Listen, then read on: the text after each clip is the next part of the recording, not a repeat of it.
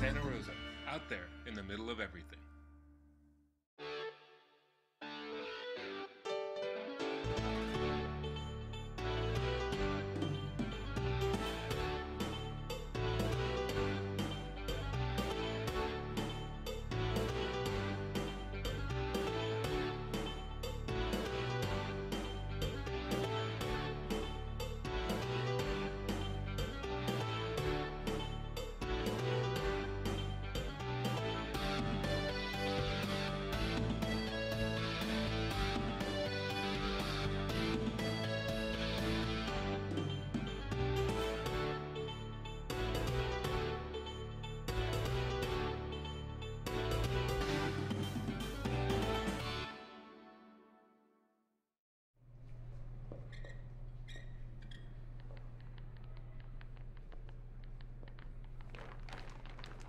You still texting?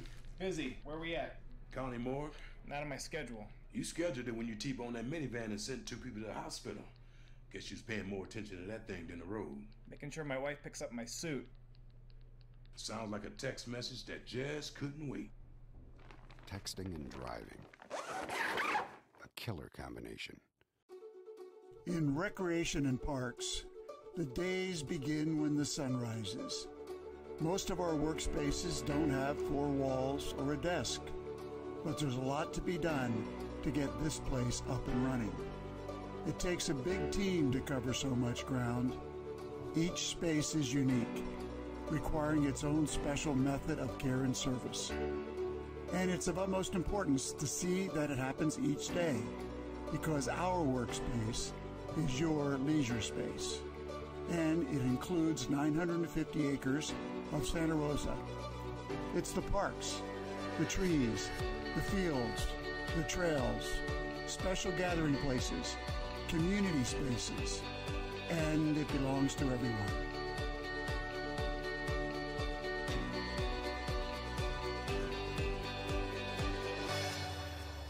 We work for our community, striving to improve quality of life. We provide family experiences, friendly competitions, leisurely evenings, and places to bond with man's best friend. We create space for celebration, relaxation, and artistic expression. You can learn to serve a ball or learn to serve a meal. Take a walk on a path or walk the plank. We've got beautiful settings, space to show off our history. We have room to roam, to roll, or to run. We allow for the silly, the serious, the cool. We offer countless ways to work on your health. We keep our youth safe and teach them to keep others safe. We challenge people to want to challenge themselves. We foster creativity, guide athletes, hone passions. We allow for little minds to dream. And we'll keep doing what we do each day. Because we know that for our community, parks make life better.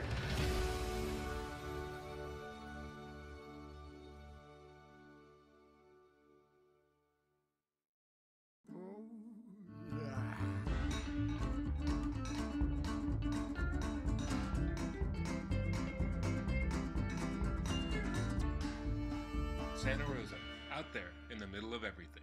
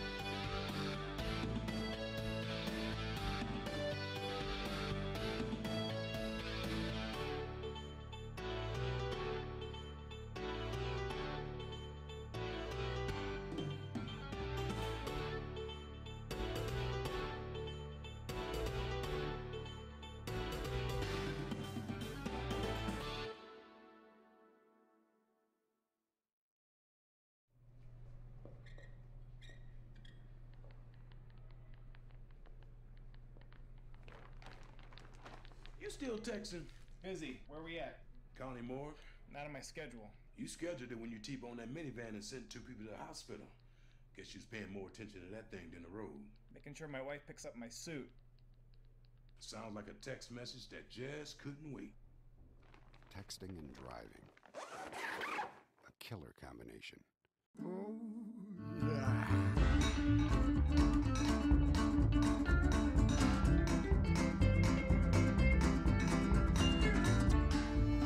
Santa Rosa, out there in the middle of everything.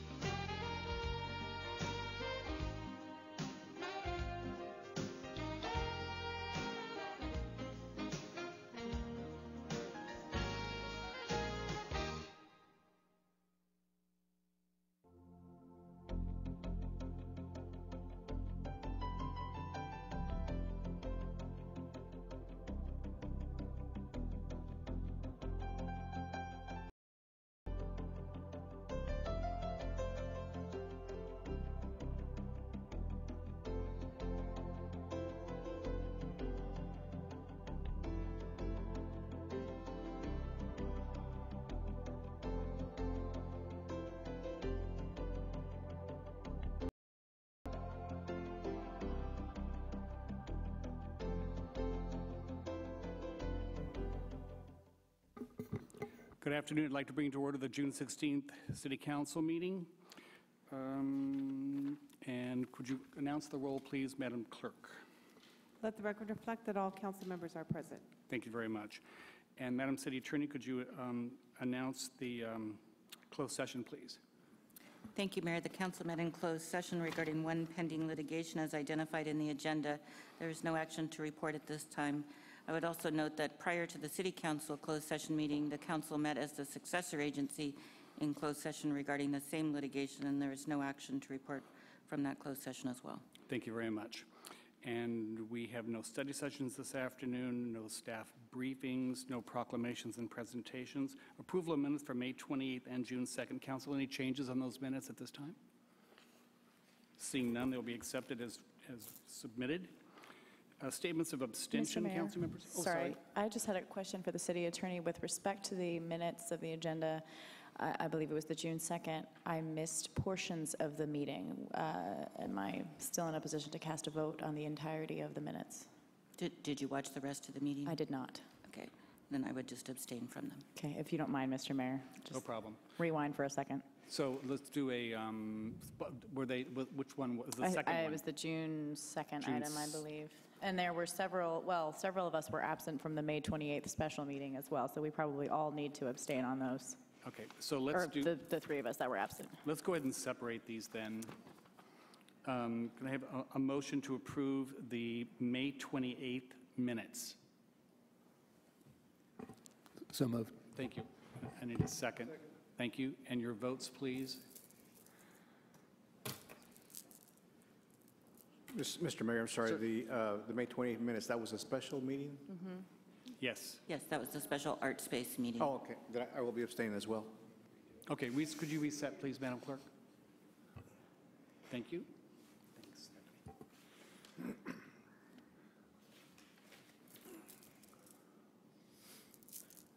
And I have 3 ayes and 4 abstentions. Council members Oliveris, Carlstrom, Combs, and Wysocki abstaining.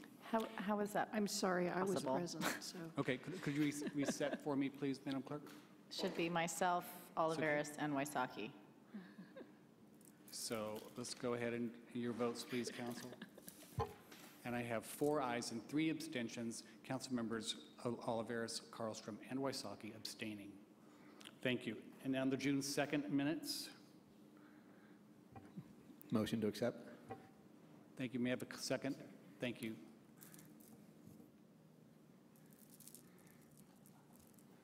And I have 5 ayes and 2 abstentions. Council members Carlstrom and Sawyer abstaining. Thank you very much. And thank you for that reminder, because I wasn't here for the second either. Good call. Seems so long ago. Again, going back to the status of abstention by council members, any abstentions this evening? Seeing none, we'll go to council members' reports. Who would like to start? If we have reports this afternoon. Mr. Schwedhelm. Thank you, Mayor. First, I'd like to start with the Sonoma County Water Agency and just a little update about our drought. Some of the common questions that some of staff is hearing is how can our customers reduce their outdoor water use? The using water smart recommendation irrigating between midnight and 6 will from evaporation and wind. And I also want to let everyone know that on Saturday, June 20th, Shower to Flowers workshop at the water training facility, formerly known as Utilities Field Operation Building, will be held from 10 to 2. You can sign up for that at dailyax.org. But again, Showers to Flower workshop, Saturday, June 20th. And then I'd also like to comment on other events attended during the last week. On June 10th, we had a Violence Prevention Partnership joint meeting of both the policy team, operations team, and many members of the public. 2 other council members were there. It was actually a lot of productive time was spent together working on our scorecard. And the focus of the work was really on the scorecard and identifying the needs and the high needs and some of the services that we need to get to those areas and some of the barriers for that. So it was a great stepping stone into the next step of our scorecard. I, along with, I believe, Councilmember Corsi, were at the Roseland Area Specific Plan Community Meeting, also on June 10th at Roseland Accelerated Middle School, and I was very appreciative of the work that staff put on, because when you have about 150 community from a variety of difference of opinions. I thought it was a very well-run meeting. Thank you. Thank you. Any other reports this afternoon? Ms. Karlstrom. Thank you, Mr. Mayor. I have the report out from the last gathering of the Sonoma County Transportation Authority. A brief review from the Regional Climate Protection Authority letting us know about the success of the May 21st Adaptation Forum. Very well attended. Considerable feedback was received. It's currently underway, and our CPA staff will be using it as they develop the 2020 Climate Action Plan. We received an ABAG presentation, and I will be forwarding the PowerPoint to all of you here on the council. Some highlights or lowlights. Sonoma County has the lowest median household income for the Bay Area. Our population projections for 2035 and 2040 continue to be below the linear trend. We have an older population, and we have a slow population growth.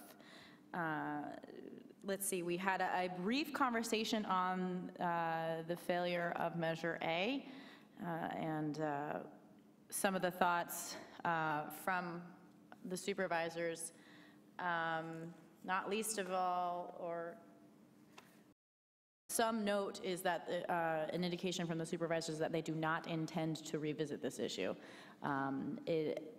in the hopes of not muddying the waters in advance of the renewal of Measure P. Excuse me, Measure M. Wrong jurisdiction.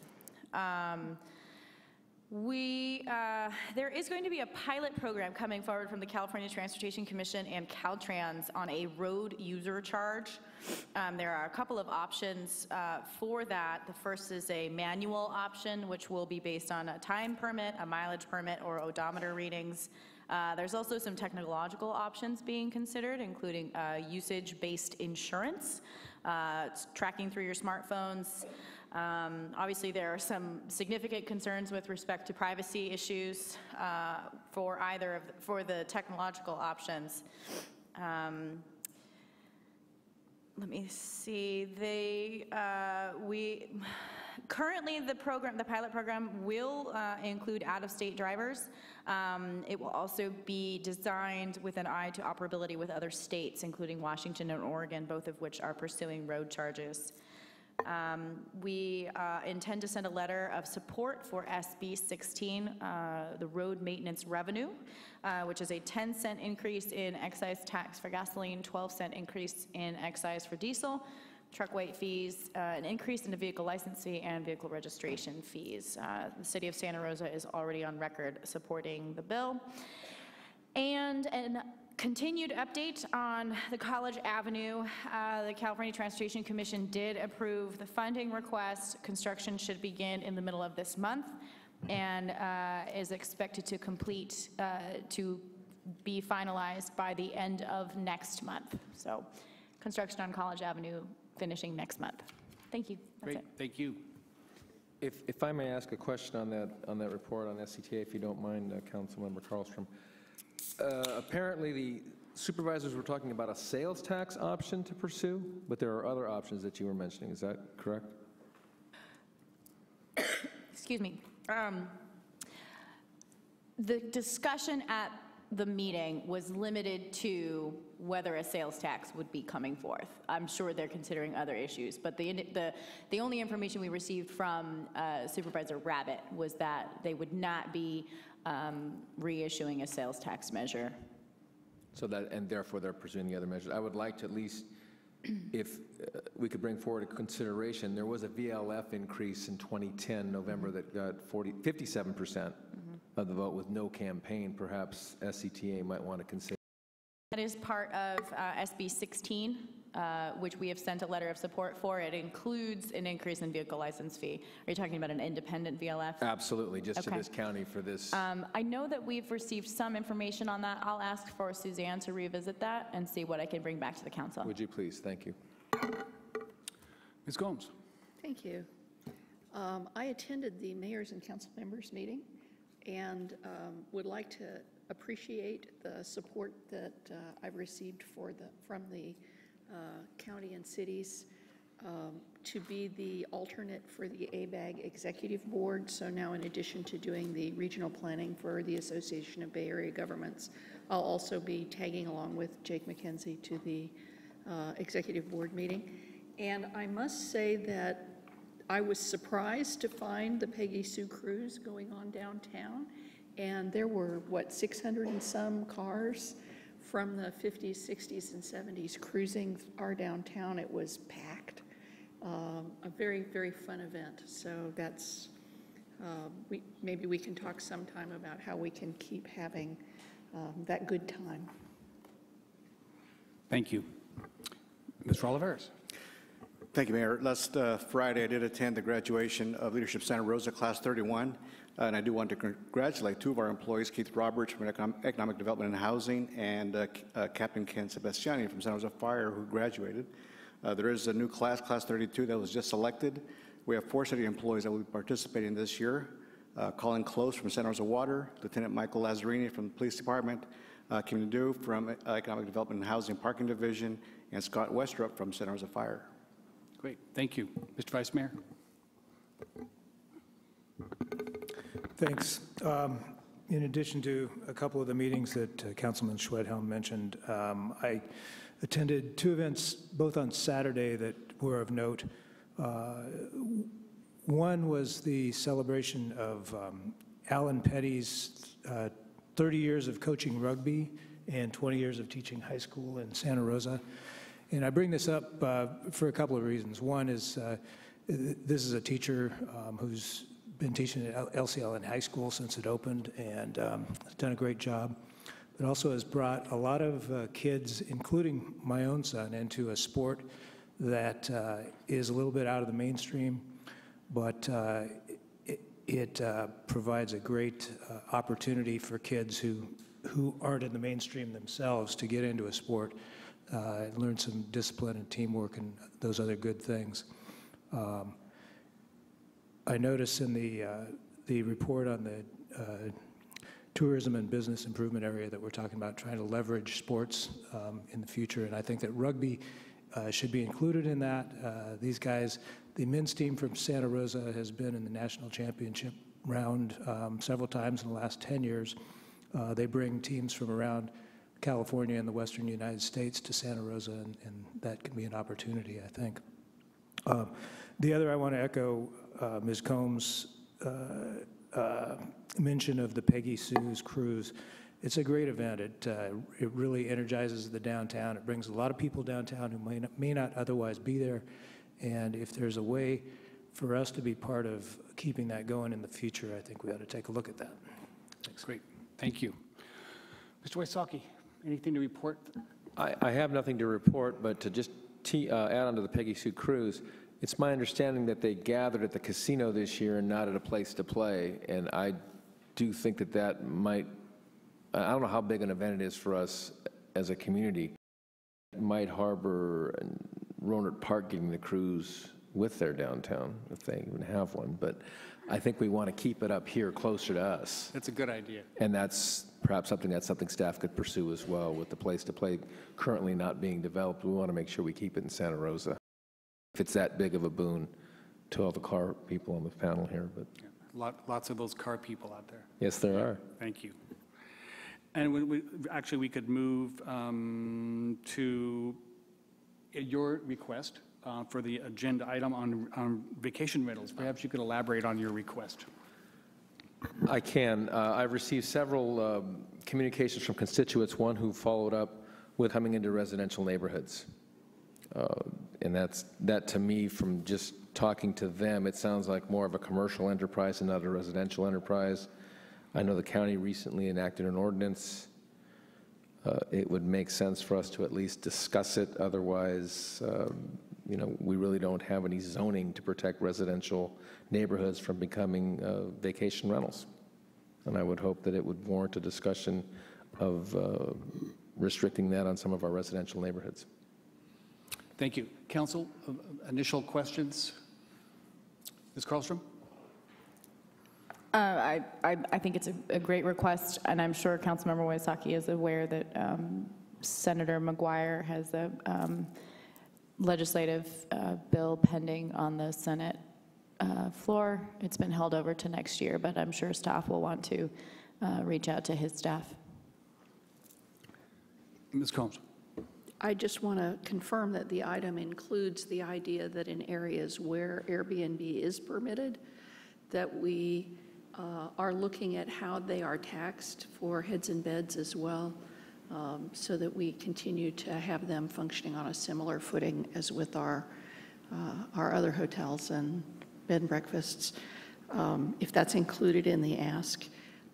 And also have some concern about the impact of Airbnb on the reduction of affordable units as they're converted to Airbnb units. So I'm liking where you're going, Mr. Wysocki, with that. Thank you. You know, I do have a question, or actually it's probably a concern that I have about timing and staff. I agree that this is an important issue, and it's one of those that couples in a way to the Uber conversation and the effect that has on our taxi cab companies.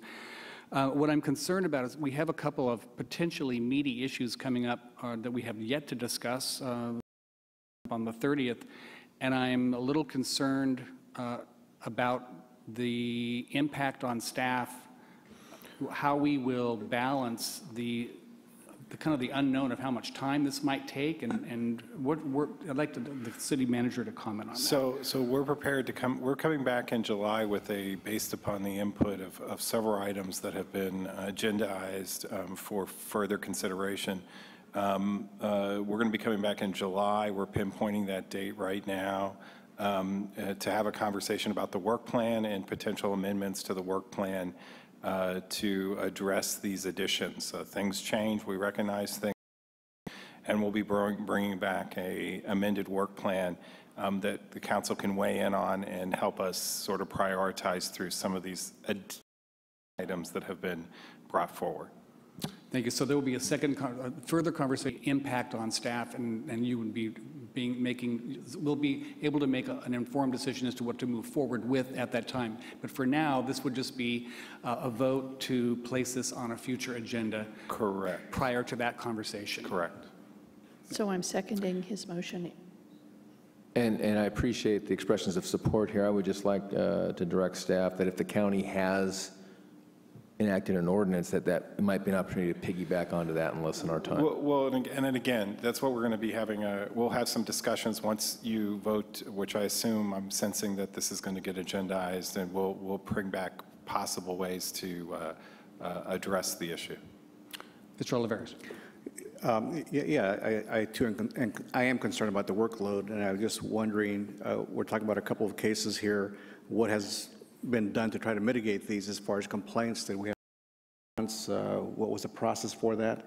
So I guess I'm confused to the level of the issue for us in Santa Rosa, or whether or not whatever systems we have in place right now are adequately addressing them, unless it's an issue of whether or not they're paying fees, taxes, et cetera. That's a different issue. But if it's issues related to noise complaints and things like that, I would like to know what kinds of complaints we've had and whether or not we address these several incidents that we're referring to or not.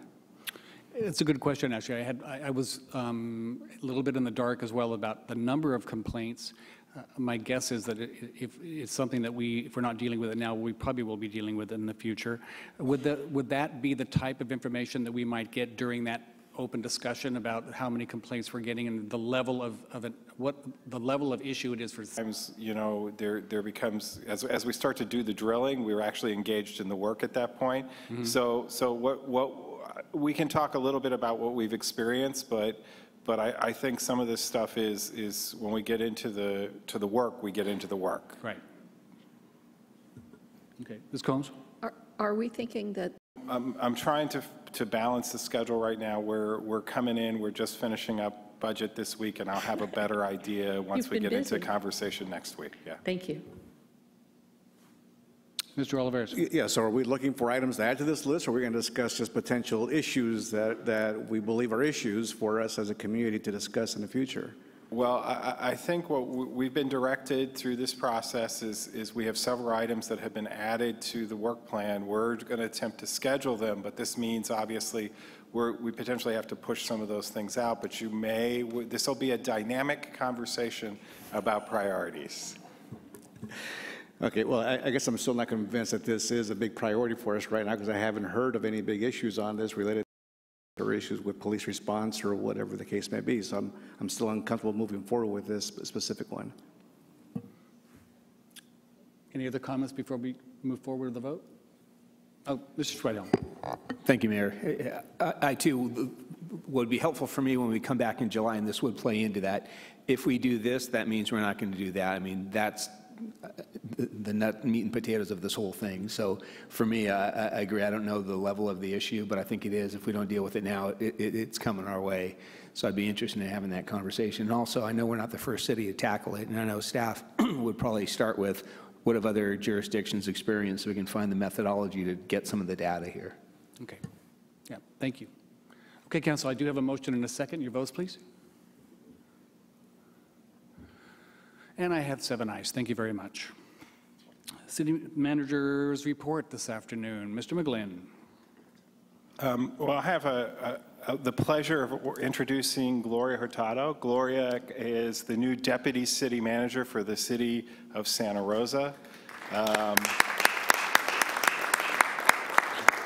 Gloria joins us after extensive experience in the cities of Phoenix and in the city of San Antonio, over 20 years of managerial, and recently as an assistant city manager in a really high-performing organization of San Antonio.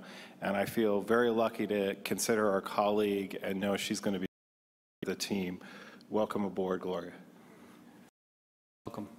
Well, when the city manager told us that he was going to be going forward with this recruitment, and we said break a leg, and of course that did not turn out all that well. But now it's done, and so everything's coming together. So I appreciate that, and welcome to Santa Rosa. Madam. Nothing to report, thank you. Thank you very much. Moving on to consent, and we'll give Mr. McGlynn an opportunity to introduce our consent items. Item 11.1, motion, contract award, annual slurry seal 2015. 11.2, motion, cooperative Microsoft Enterprise Agreement. 11.3, resolution, management and operations agreement with Luther Burbank Home and Garden Association. 11.4, resolution, appropriation limits for 2015-16 fiscal year. Thank you. Council questions before I move to public comment? Ms. Karlstrom. Just a question with respect to item 11.3. To what extent does this new agreement deviate from previous arrangements? Nina Schmeichel's going to join and answer that question.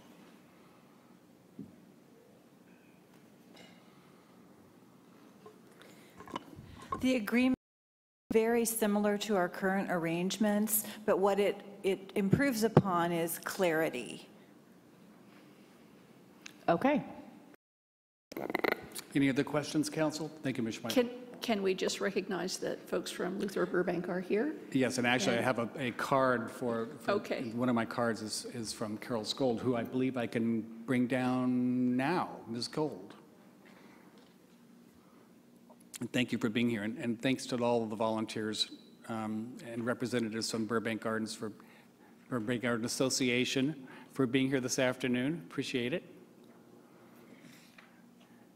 The fence looks great, by the way, or everything looks, the fence really did a wonderful job of dressing up the guards. It was long overdue, and I'm glad it's completed. And it is indeed, and everybody's noticing it. So we now have a new white fence.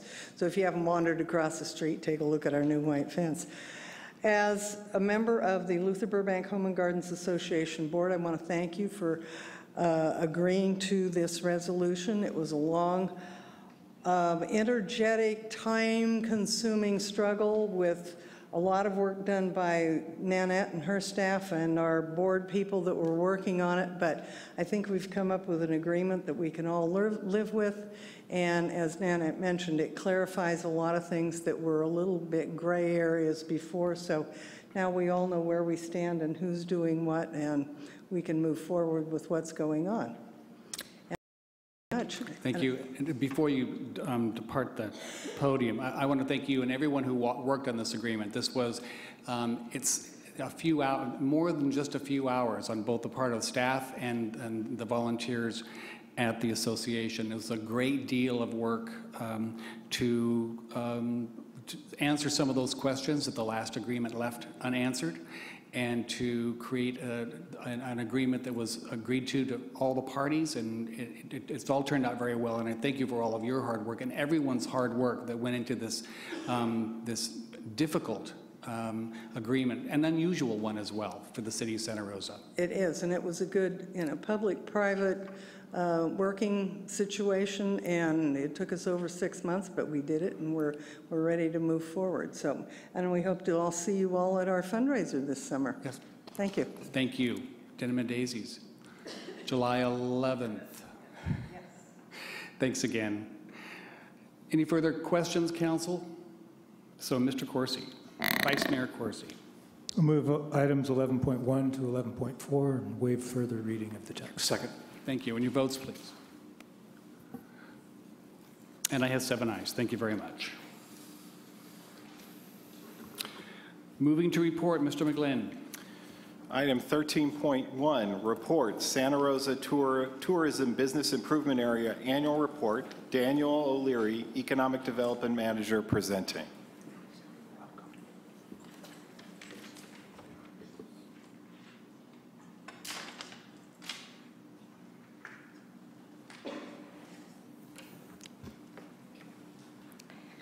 All right, let's see, make sure we're up.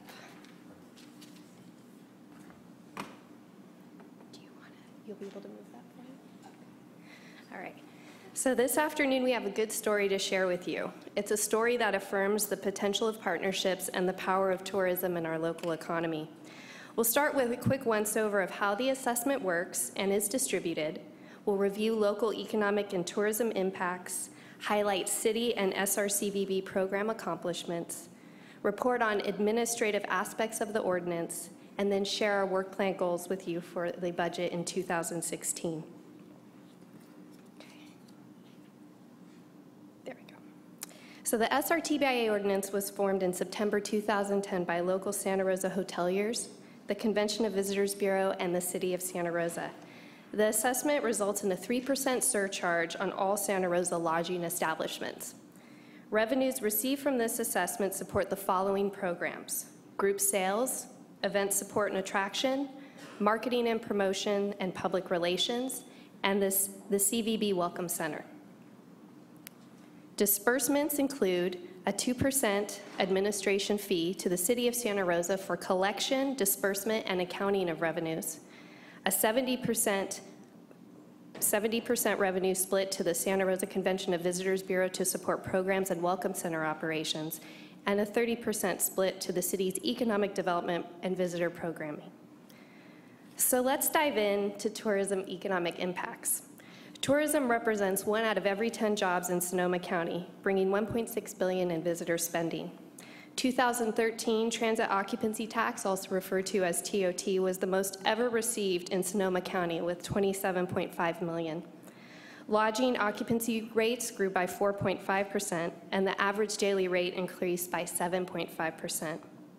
Local jobs increased by 4.7%, and which resulted in 17,700 jobs generated by tourism spending.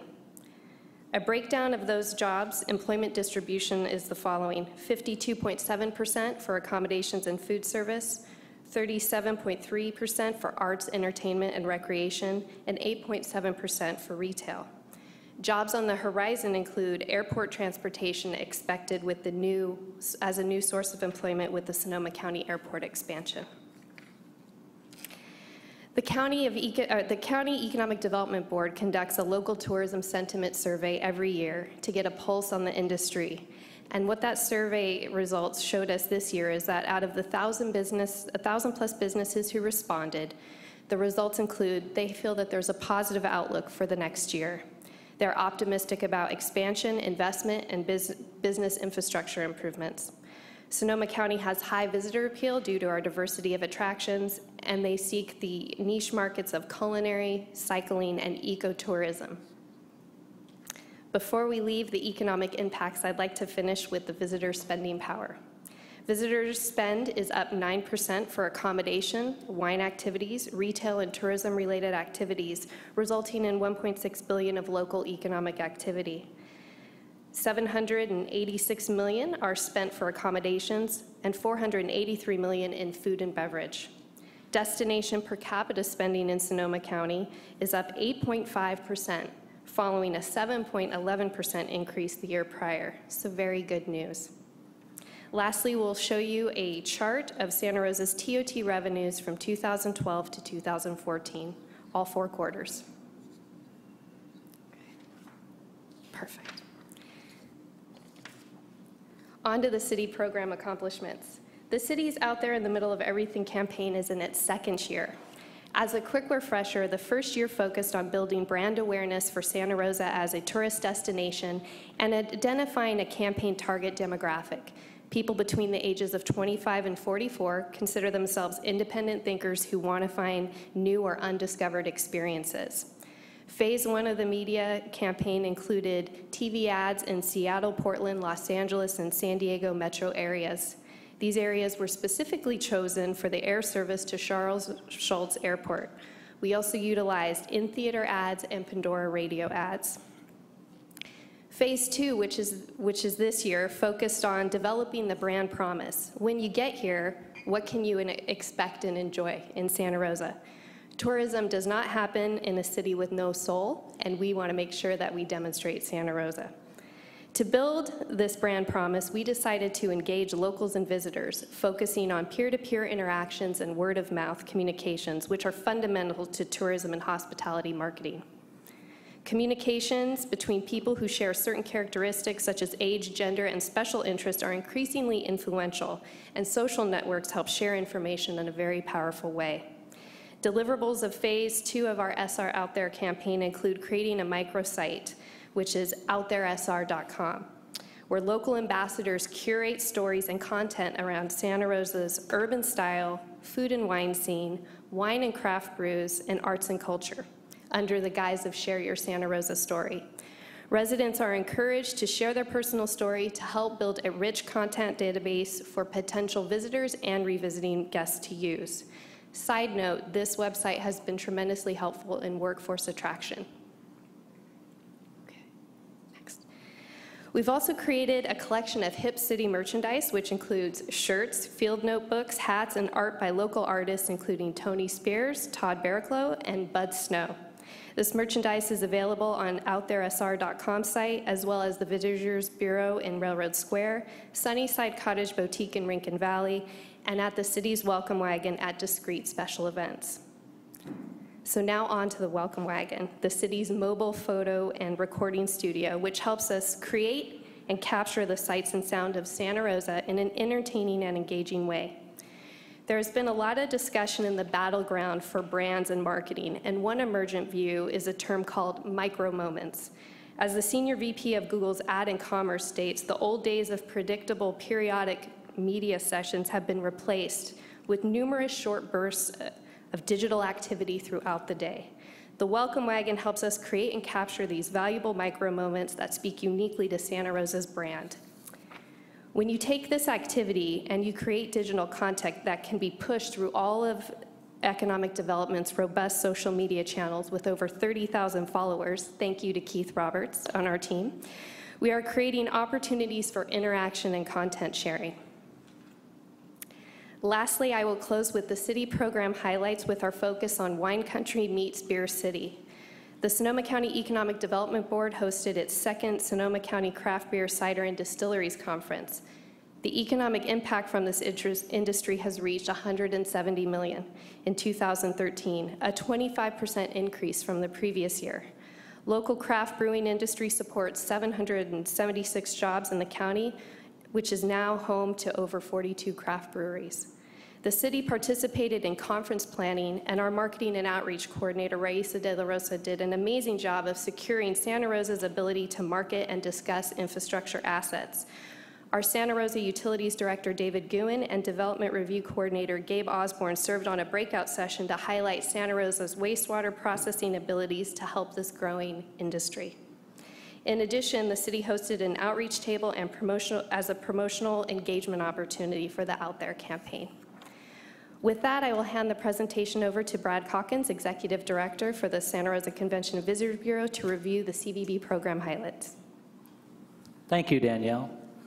Mayor, council members, as I go through the slides, I'm just going to share some of the highlights instead of going through everything one by one.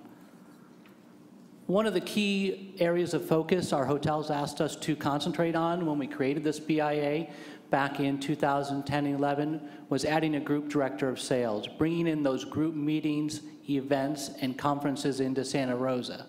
And I'm proud to say since 2011, when Charlene Lennon started as our director of sales, each year those group room nights have increased year over year, and in 2014, total group room nights were 8,107 that stayed in our Santa Rosa hotels.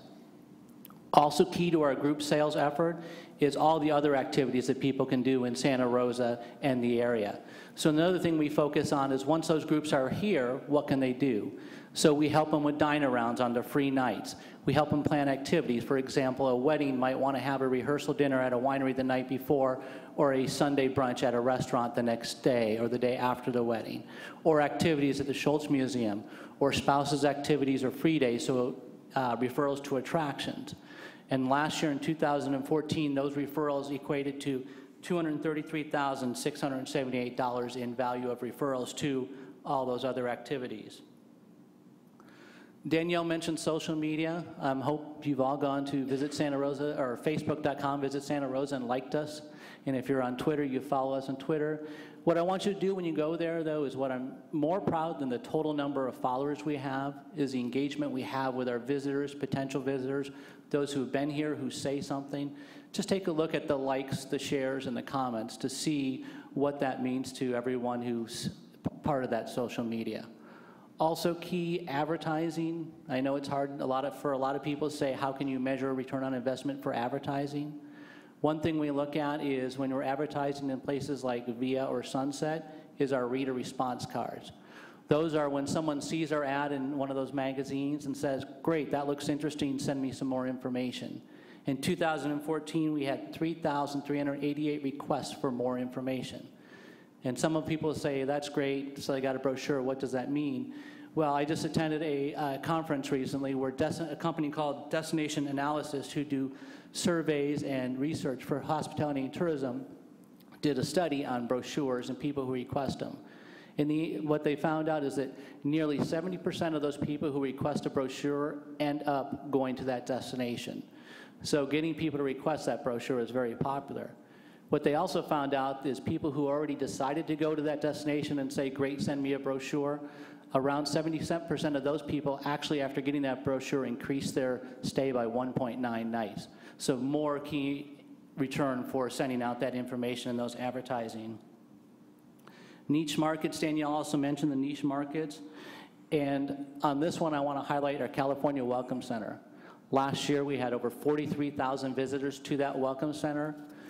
And the question is, what does that mean to the local community? Well, when people come to that Welcome Center, we start the conversation with them. The volunteers and the staff start asking them, what would you like to do? Where would you like to go? What interests you? And through that, we get more information. And the most popular asked about question is wineries, but they engage them. Do you like whites? Do you like reds? Do you want to go on a tour? Do you want something simple? You want to be on your own? And through that, we had 10,705 direct referrals to wineries, 3,422 to restaurants, 846 to lodging, and over 7,000 direct referrals to local attractions and activities. So it's 22,000 direct referrals to our business and our community here in Santa Rosa and the greater Sonoma County area. One of the biggest things we've really taken on this year is our public relations effort. I spend time going out and finding media, working with media partners to pitch media stories, to get stories done on Santa Rosa. We also bring out writers and medias here. Last Wednesday, I actually was touring around the writer Blair Robinson from the Sacramento Bee, who writes on their beer and food culture, to get a story about beer and food in Santa Rosa in the Sacramento Bee. And I'm going to look at you. Not all of you are wine enthusiasts, are you? But you all know the magazine called Wine Enthusiast. I bet you've heard of that. I would say one of our biggest coups last year was getting Wine Enthusiasts named Santa Rosa as one of America's 5 best beer cities. So that's an example of working with them. On this, you also see publications like the Press Democrat, Sonoma Magazine, and SonomaCounty.com. You know, our outreach is really to those magazines, writers, publications that influence people to come visit Santa Rosa.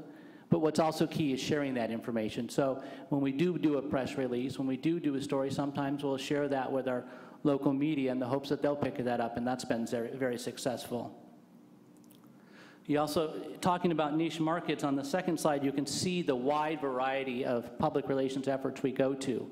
Trekkaroo is a family-friendly website that's specifically focused on family-friendly. The Drunken Cyclist for cycling, so all those activities. Wine, food, outdoors, so all those different activities. And as you know, in this world, sometimes you never know what's going to go viral. Last year, we worked with a person. We brought her in to do a sip and cycle tour, and she was a freelancer. So freelancers usually have access to different outlets, right, from multiple outlets, but then you never know who's going to pick it up. So our one story of 10 great places to hike, bike, and sip in California wine country just went all over the place. It was so popular that, you know, somewhere like ABC27.com that we didn't send it to picked up the feed and just attached that to their website. So some great examples of our public relations. One thing, Danielle mentioned Rosa and Keith, and all of us as partners work a lot on our SRT BIA shared program, and that's our event support. And that's where we look for events that can bring room nights to Santa Rosa, but also market Santa Rosa as a great place to come and vacation. So we've worked on quite a few this year. Some notable ones, the National Heirloom Exposition. I say that because that is a Monday through Friday event. That's what our hotels love, when you can get the group room nights Monday through Friday. This last weekend, what I would say was one of our major accomplishments was Country Summer. Last year, they came here on the second week of June. We had the conversation with them saying, gosh, the second weekend of June is always sold out. We'd love to have you think about moving it to the first weekend of June, because that's always soft. As you know, not everyone's out of school yet. Summer vacations haven't started, and traditionally the first weekend of June is a little bit quieter weekend. Well, it worked. This year they came the first weekend of June. Last year on the Friday night, we were only 80% in the county. This year we were in Santa Rosa, and 90%. We were 90% this year. Last year, the Saturday was only 89%. This year, it sold out. So it's definitely had an impact. And I went there one night, and I had to stop counting. They also did a great job of making sure that the talent or the people on stage kept saying Santa Rosa. I don't know if anyone attended, but if you did, how many times, they didn't say welcome to wine country. They didn't say welcome to Sonoma County. It was all, how you doing, Santa Rosa? Great to see you, Santa Rosa. Welcome to Santa Rosa. So I know 8,000 people on Friday. I don't know how many times I heard Santa Rosa, and 10,000 on Saturday, and close to that number on Sunday. So great opportunities there. Vice Mayor Corsi mentioned the sports, and yes, we are looking at all sports. We're also working together to do a sports feasibility study. What that study for us is also looking at, different than what a lot of communities are looking at, because for us, the key is the shoulder in the off-season. We don't need to bring a sporting event on the first weekend of June if Country Summer is coming. Santa Rosa Marathon's in August. We don't need to bring a sports event on that August when it's sold out. So we look at all those, rugby, Quidditch. We're looking at Quidditch. So any sport that can bring overnight room nights, we are definitely looking at bringing into Santa Rosa, and hopefully this feasibility study will help us tell us where they can play and what we can do with that. And I'm going to turn it over to Danielle to talk about some more of the details. Okay, thanks, Brad. So now we're going to focus on the administration portion of the presentation, which is to outline for you the program cost. These were the costs budgeted based on your last, or this current fiscal year, $425,000 for the city program, and a little over $1 million for the SRCVB. And the program cost actuals, since we haven't received, when we come to you, we have not received all the payments. We are in the, is it the third quarter? Going into the fourth? We're going to be receiving the fourth quarter payment. So here is the funds that we have to date. You can see for the city side, the numbers, as well as for the SRCVB. And then we always need to do just a quick check-in on administration if there's any recommended boundary changes, and we have none. The advisory board, we're very happy to have a full advisory board this year. Sally joined our board, and we're happy to have her. Continued method assessment, we require no change. And then contribution from other sources is for the Santa Rosa CVB, so you can see there are other funding outside of the SRTBIA revenues. Okay, so we'll wrap the presentation up with just a quick overview of the city work plan for 2016, which will be a combination of kind of the phase one, the awareness and the marketing in the markets we talked about, as well as phase two, which is building brand promise through content creation and engagement with the community.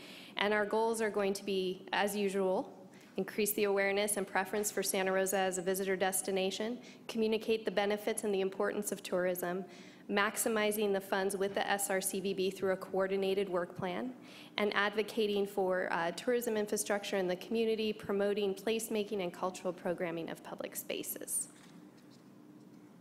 And with that, we will touch on the proposed budget for this upcoming year.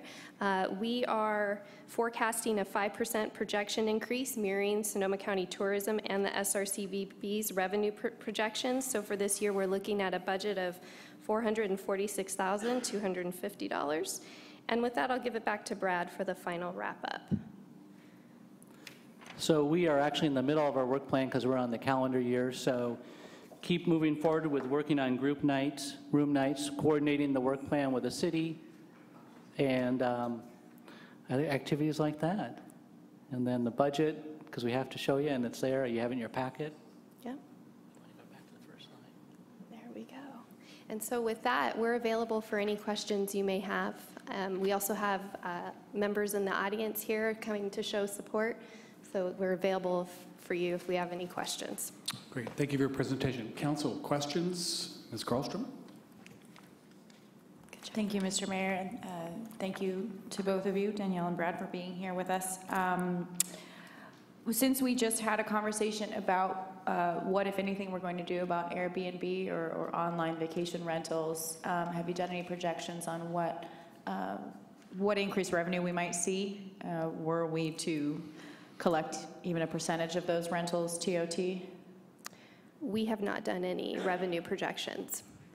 Okay, might be useful. But that's something, yeah. Yeah, again, to tag in with Senator McGuire's office. I know they've done an extensive analysis of the impact to Sonoma County, so there may be data available, and that would certainly inform my decision-making on that. Absolutely.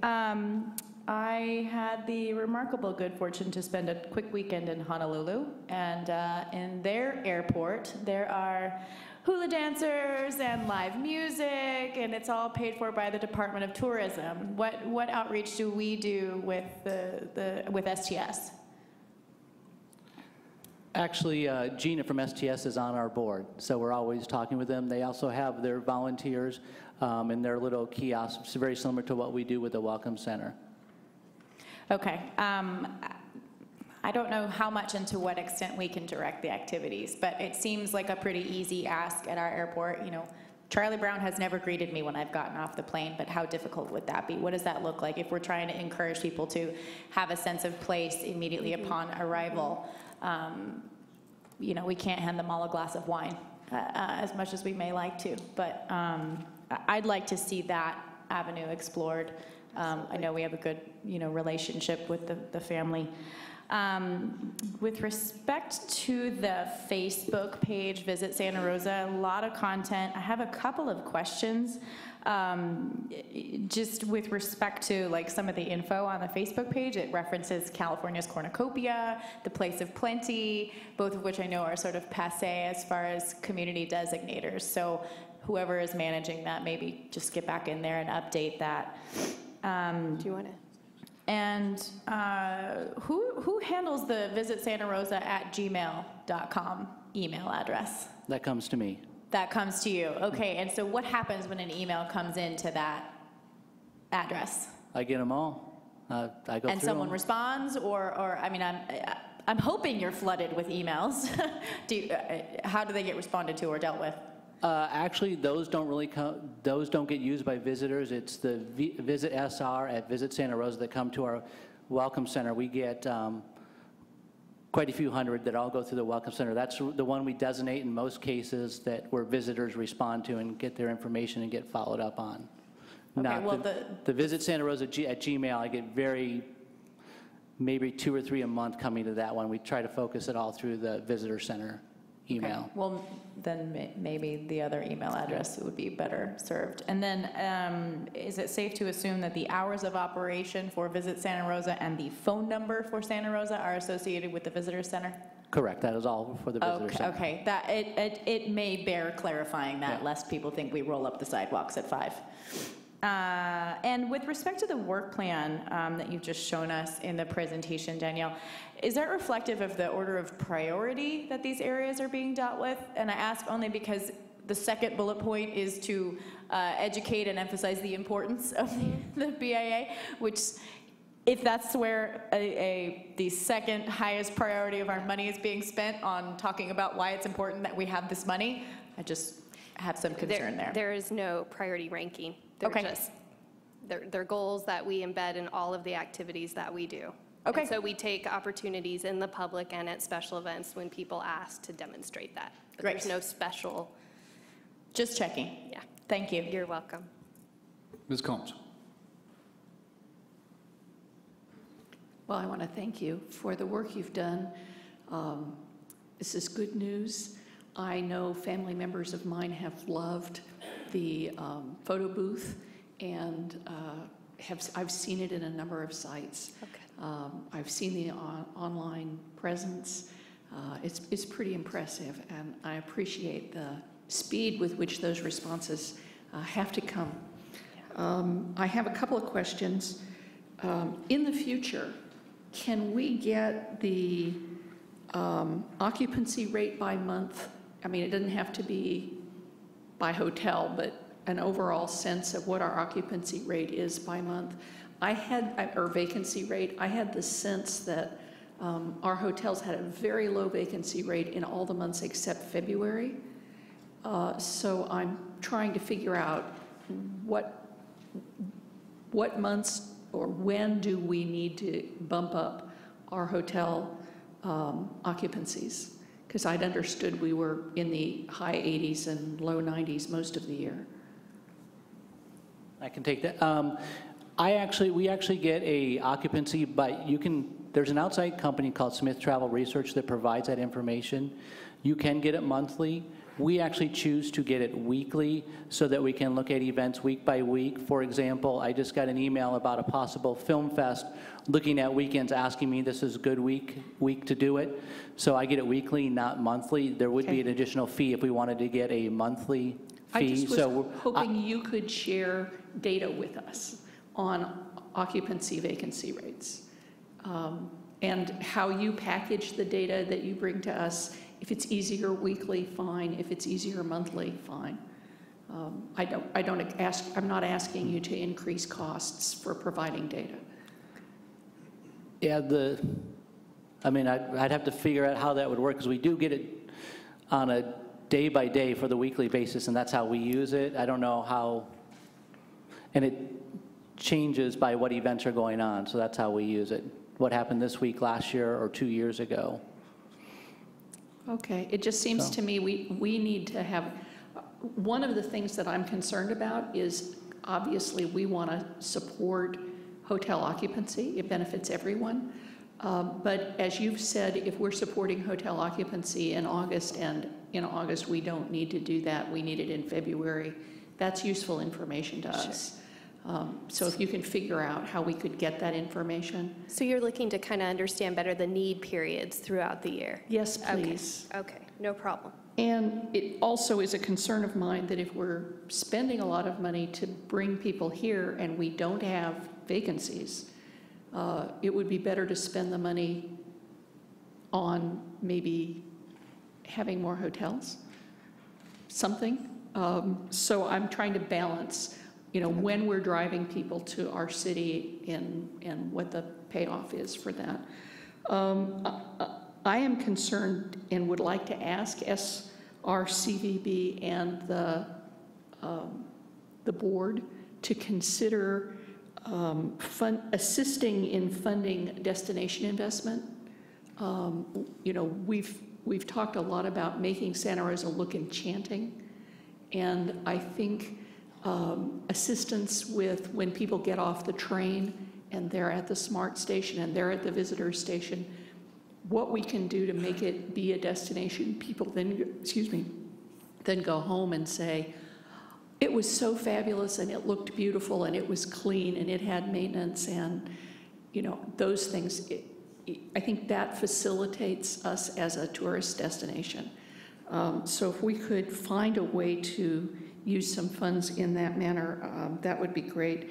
And also, again, the train station is right there where the Visitors Bureau is. If you could give us some sense of, the train's coming, I guess, next year. You can give us some sense of your plans for the future for that spot, how you're seeing your changes there. That would be helpful. Okay, thank you. And again, I want to be really clear. This is good news for us, so thanks.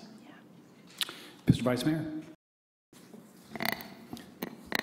Thank you, and thank you for the report. I want to follow up on a couple of things Councilwoman Combs mentioned. Is it generally accurate what she suggested, that hotel occupancy is in the 80s and 90% range? Is that well, let me just ask that. Is that an accurate figure? On a Saturday in August, yes. On a Tuesday, Wednesday, not necessarily. It's so up and down, day of week, weekday type of season, what special events are happening. Okay. Last year, the first weekend of June was slow. This year it was busy because of country summer. So to say the first week of June is slow, it really varies. Okay, so it's fair enough. Would Santa Rosa be considered to have a healthy number of hotel rooms? Yes. I mean, but not too little, not too many, is that? Certain times we could definitely use more. But they would sit empty a lot of times also. Sometimes they would, yes. Yeah. I don't know whether there's a metric for figuring that out, whether we have the correct number or not. That's kind of what I'm trying to get at here. Yeah, it all depends on what type of hotel, whether it's there's different formulas for select service or full service. Full service need a longer occupancy, higher numbers to be financially stable, versus more of just a motel with rooms can do it a little bit less.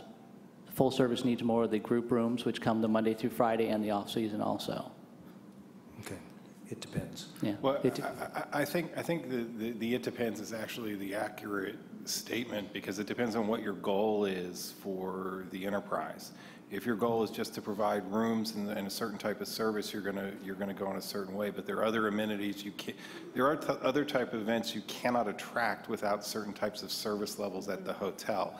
So I'm getting the sense that what I'd like to do is caucus with staff and bring back a fuller conversation on the hotel topic, sort of what the trends in the industry are, what's going on, what opportunities lie for us. Because again, I think it's sort of, there are lots of ways to answer your particular question, council member.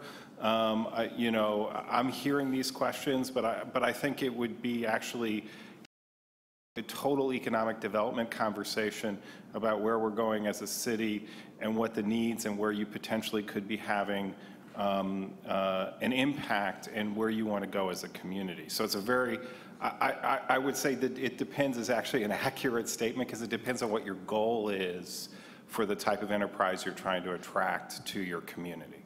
Okay, I look forward to that conversation. The other thing I wanted to follow up from Ms. Combs' comments was the idea of something there when Smart Train starts running. We don't have a lot of impact on what goes on the other side of the tracks from the Convention and Visitors Bureau, the Visitors Center.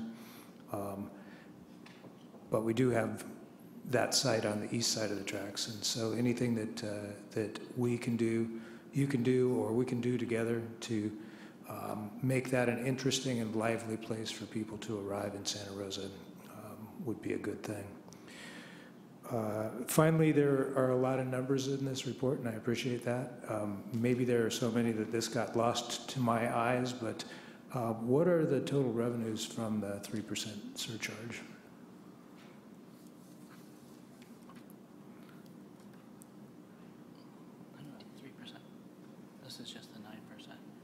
So are you asking for the total revenues for this current year or since inception? No, for 2014. For 2014, we actually don't have those numbers yet because we haven't received the final quarter payment, which tends to be the largest portion. So we can get that number to you, and in the future reports, we can actually reconcile that number for you so you always know the close. But we don't have that number yet, and I would hate to speculate on what that is going to be. How does that number relate to the TOT? Can it be calculated from the TOT for the numbers that you do have in here? We can for calendar year, yes. For fiscal year, I think that's where the question is. So for the calendar year of 14, I'd have to calculate. I know what the 9% is, but I'd have to calculate that out.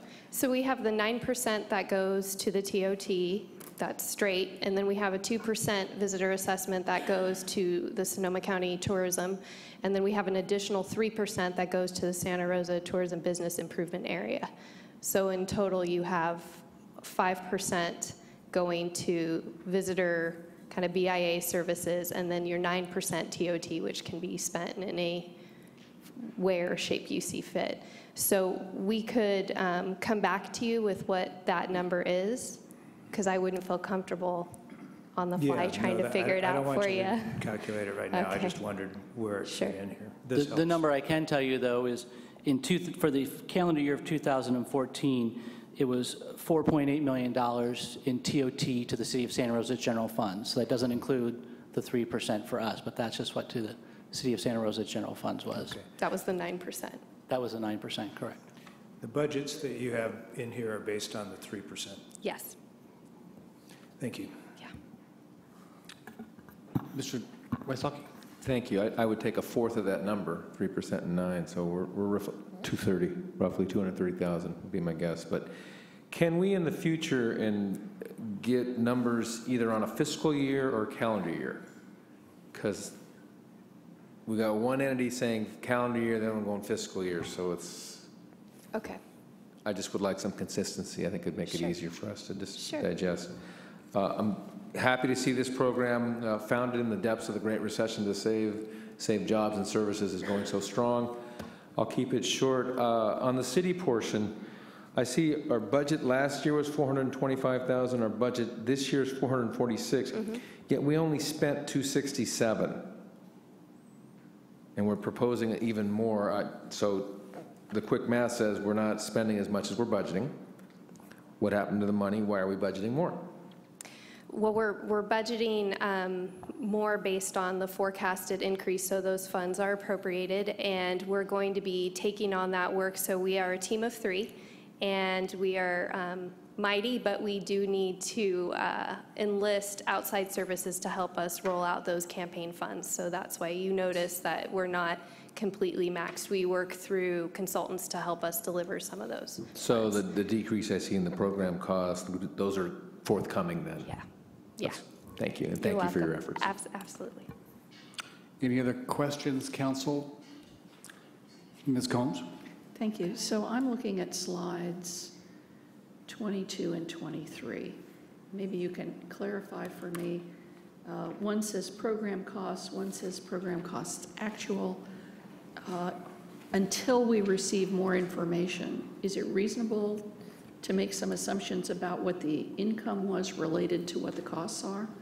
So the program costs are what, that the first slide that shows the 425,000 is what was budgeted and appropriated. City staff can't spend beyond that. So let's say 450 came in. That additional amount would need to come back to you for appropriation. Okay. And then under the actual is what we've received as far as BIA payments, and we have spent in expenditures to date. Okay, and the same is true for the SRCVB, other than that it doesn't have to come to us, right? Yes. Thank you. Yeah. I do have one card from a member of the public, Ty Jones.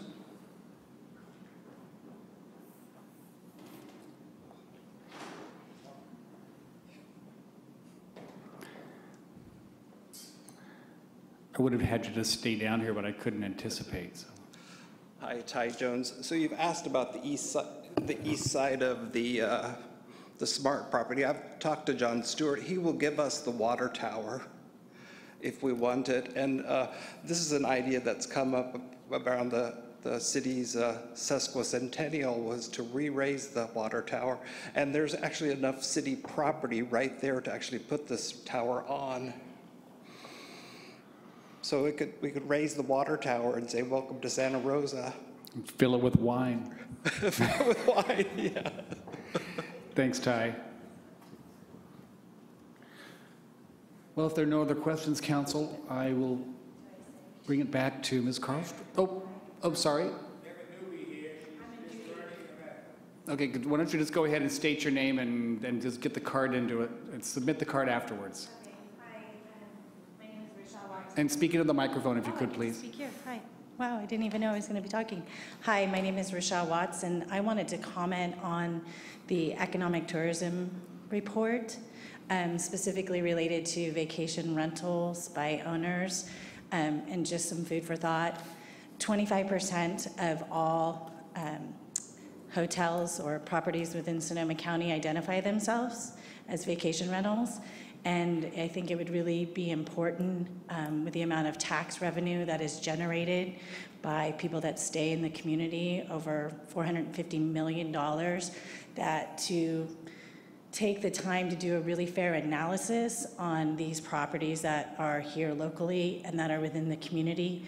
They do have a great impact on our services, like our restaurants, arts and entertainment, and they generate a lot of funds. So that was one of the things I wanted to talk to, that I think it's really important to look at how much revenue can be generated and to not act so hastily as far as moratorium, making them not be able to be in business, but find some sort of way to create a liaison with the individuals that have vacation rentals, so we can increase our transient occupancy tax, get them to be permitted properly within the community, and be sure to capture the dollars.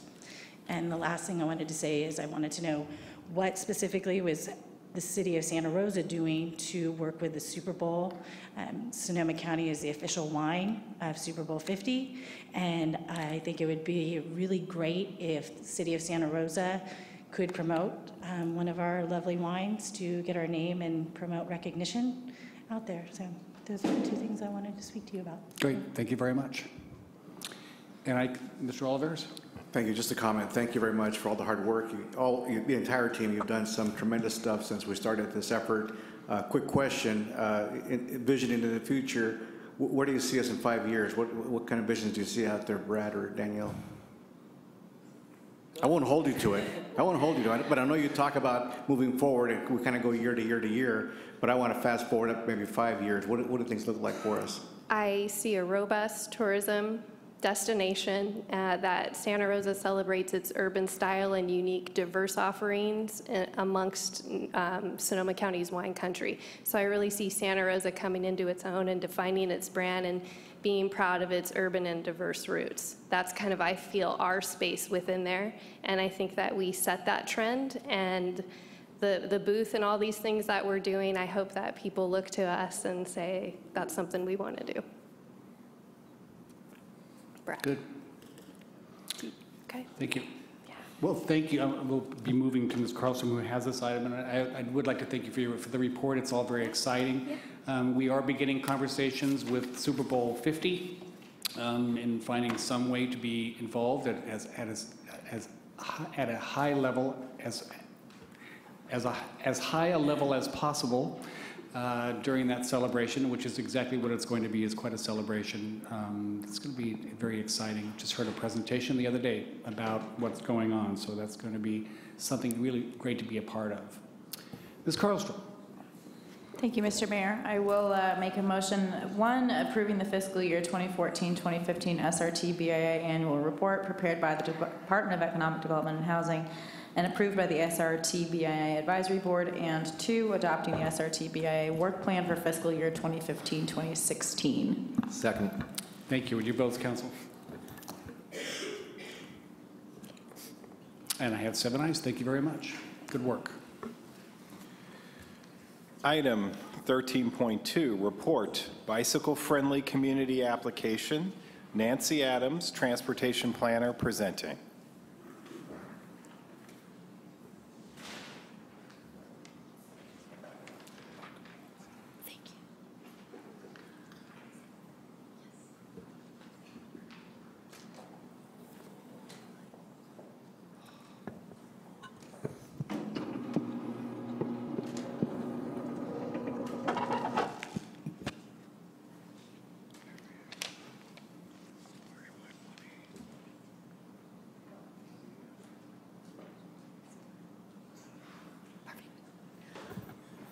Good evening, Mayor and City Council members. I am delighted to bring another good news item to the Council this evening, and I am also delighted to be a spokesman or spokesperson for a team that's really worked hard to put together the bicycle-friendly communities application that's in your packet. And I wanted to acknowledge we have some of the members from the Bicycle and Pedestrian Advisory Board here this evening, as well as a representative from the Sonoma County Bike Coalition. So I'm going to go through the slides really quickly and then would be happy to answer any questions. So as I mentioned, the application is in your packet, and it's an online application, and it's pretty extensive. It asks several detailed questions, and those questions are targeted to the 5 E's, and those are education, encouragement, enforcement, evaluation, and engineering, as it's related to bicycle planning and bicycle implementation.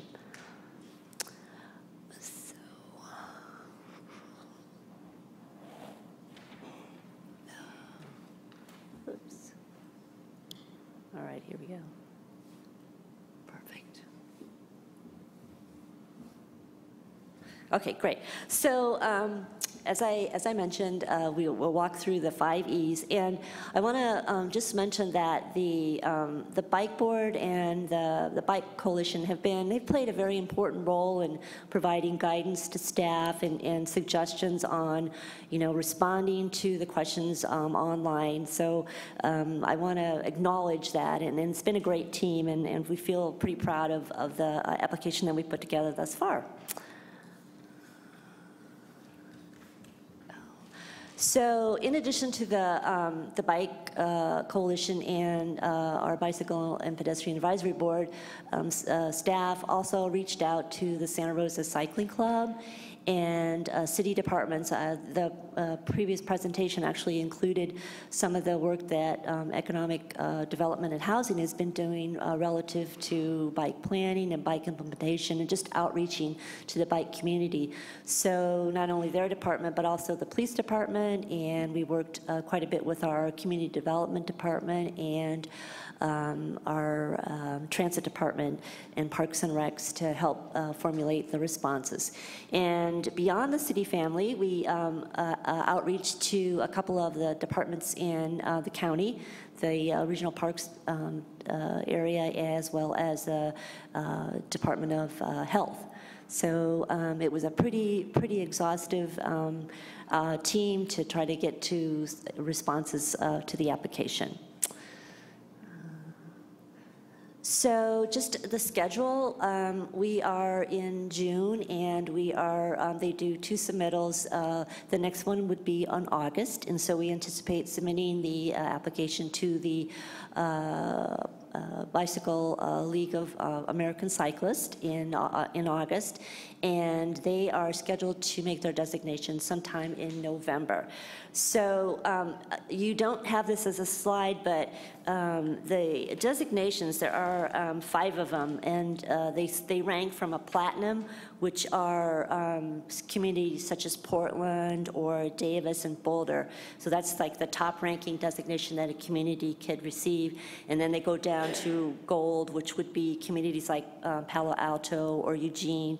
And then silver in the Bay Area or Northern California would be Chico or Sacramento. And then lastly, it would be bronze. And in Sonoma County, we actually have a couple, Healdsburg and Sonoma and Windsor are all bronze designations, just to give you an idea of the designations. And the designations are based on really how well the community demonstrates it's a bike-friendly atmosphere. And then the last one is an honorable mention. So let's see. There we go. So one of the questions that we kind of talked about is what makes Santa Rosa a bike-friendly community? And I think 4 things kind of resonated to the top for us. I think certainly we have established a bicycle haven in this area. We host the Tour of Amgen, the Gran Fondo. We've established a record of bicycle planning and implementation in our community. And then we are supporting a lot of local healthy community initiatives with the Portrait of Sonoma County, for one, which they look at the diversity of our county and the health initiatives associated with that. And then lastly, we're a committee that's committed to creating a culture of cooperation with cyclists and motorists. So those were the things that rose to the top in our conversation as we prepared the application. And then I'll go through some of the benefits of becoming a bike-friendly community, and I think one of them is certainly a recognition for the community, and it provides a great credential for not only strengthening grant applications, but also just the messaging related to the 5 E's. And then it's also would establish some new partnerships with other communities that are already designated, and an opportunity for us to network with those communities as well. So I think we are close to the final slide. Yes, so I conclude my remarks with just a reminder that we're asking council to approve the submission of the application that's attached in your packet. And I, again, would just want to recognize all the support that we received from our city's Bicycle and Pedestrian Advisory Board and the Bike Coalition that are here in the audience, as well as others. So, any questions? Great, thank you very much. Council, questions before I move to public comment? Mr. Vice Mayor. Thanks for your work on this, Nancy, and thanks to the folks on the Bicycle Pedestrian Advisory Board and other departments as well. It's my understanding that the criteria for the different levels, bronze through platinum, are pretty clear. Are we going for a certain level in this application? Well, I will. I'm not expecting to go for a particular level. Gary is. I think he would be a better person to help in response to that. Yeah. Please. He's been around the yeah. So. Good afternoon, Mayor Sawyer, members of the council, Gary Helfrich, Sonoma County Bicycle Coalition. The application that's made to the League of American Bicyclists is just a statement of what a community has achieved, and then the league makes the determination of what level to award. Generally, if you can hit it out of the park on all 5 E's, you're probably going to get gold or platinum, and if you can peg the needle in at least one of those, that's generally the criteria for bronze. It's unusual for the first application for a community to do better than bronze, but I've got my hopes up. Okay, thanks. Council, any other questions? Don't go far, Gary. Okay. And you're next.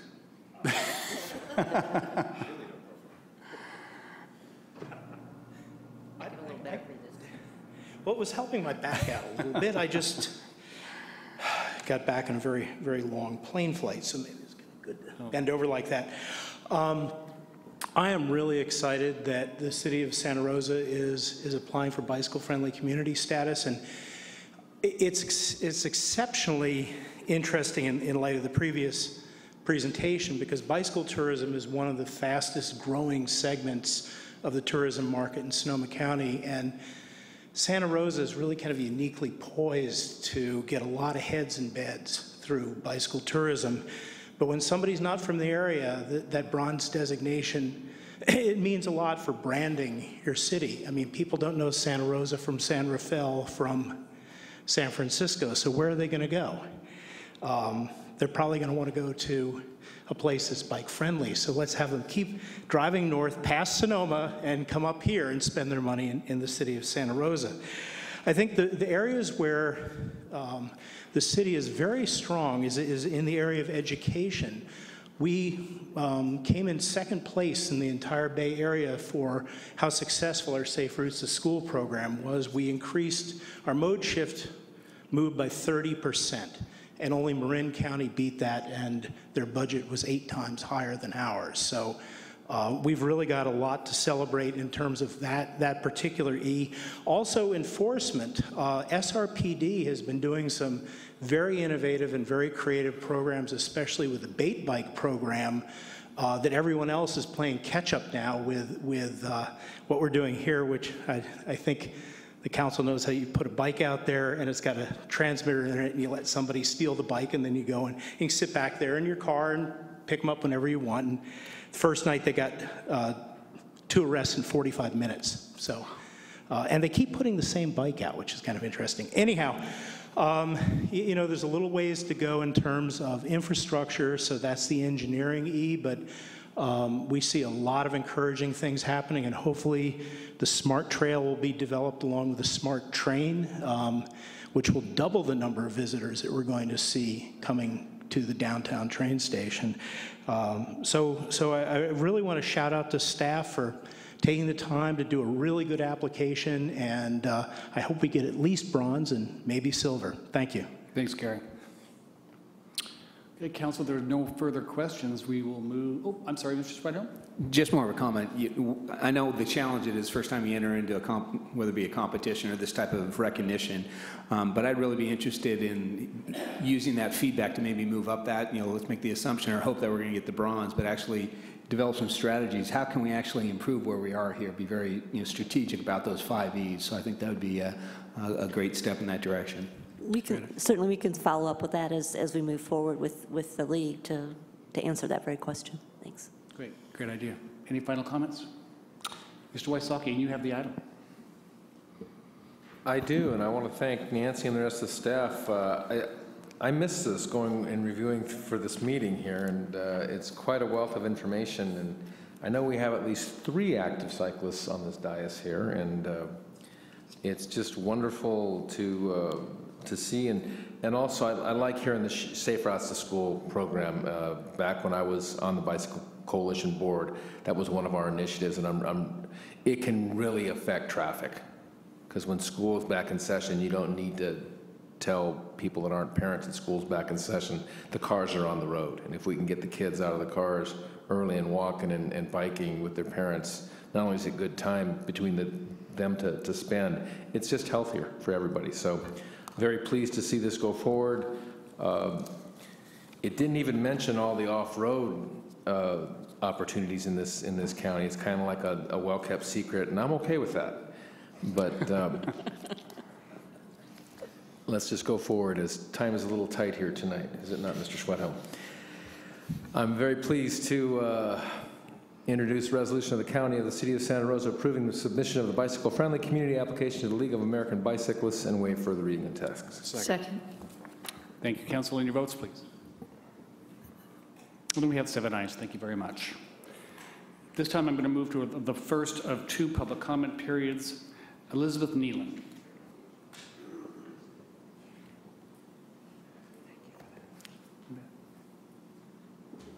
Ms. Neelan, are you in the audience? I think she left. She left. Okay, then we'll move on to 13.3, Mr. McGlann. Item 13.3, report Measure O Implementation Plan Amendment, Fire Department. Tony Gosner, Fire Chief, presenting.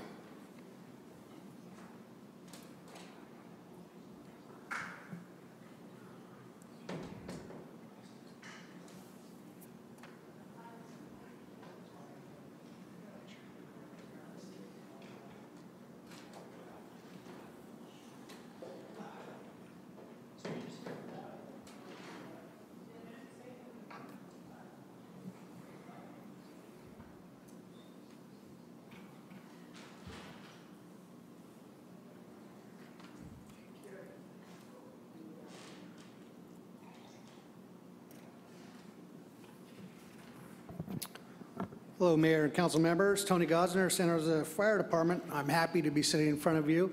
To my right is one of our new battalion chiefs or division chiefs of EMS, Matt Dahl.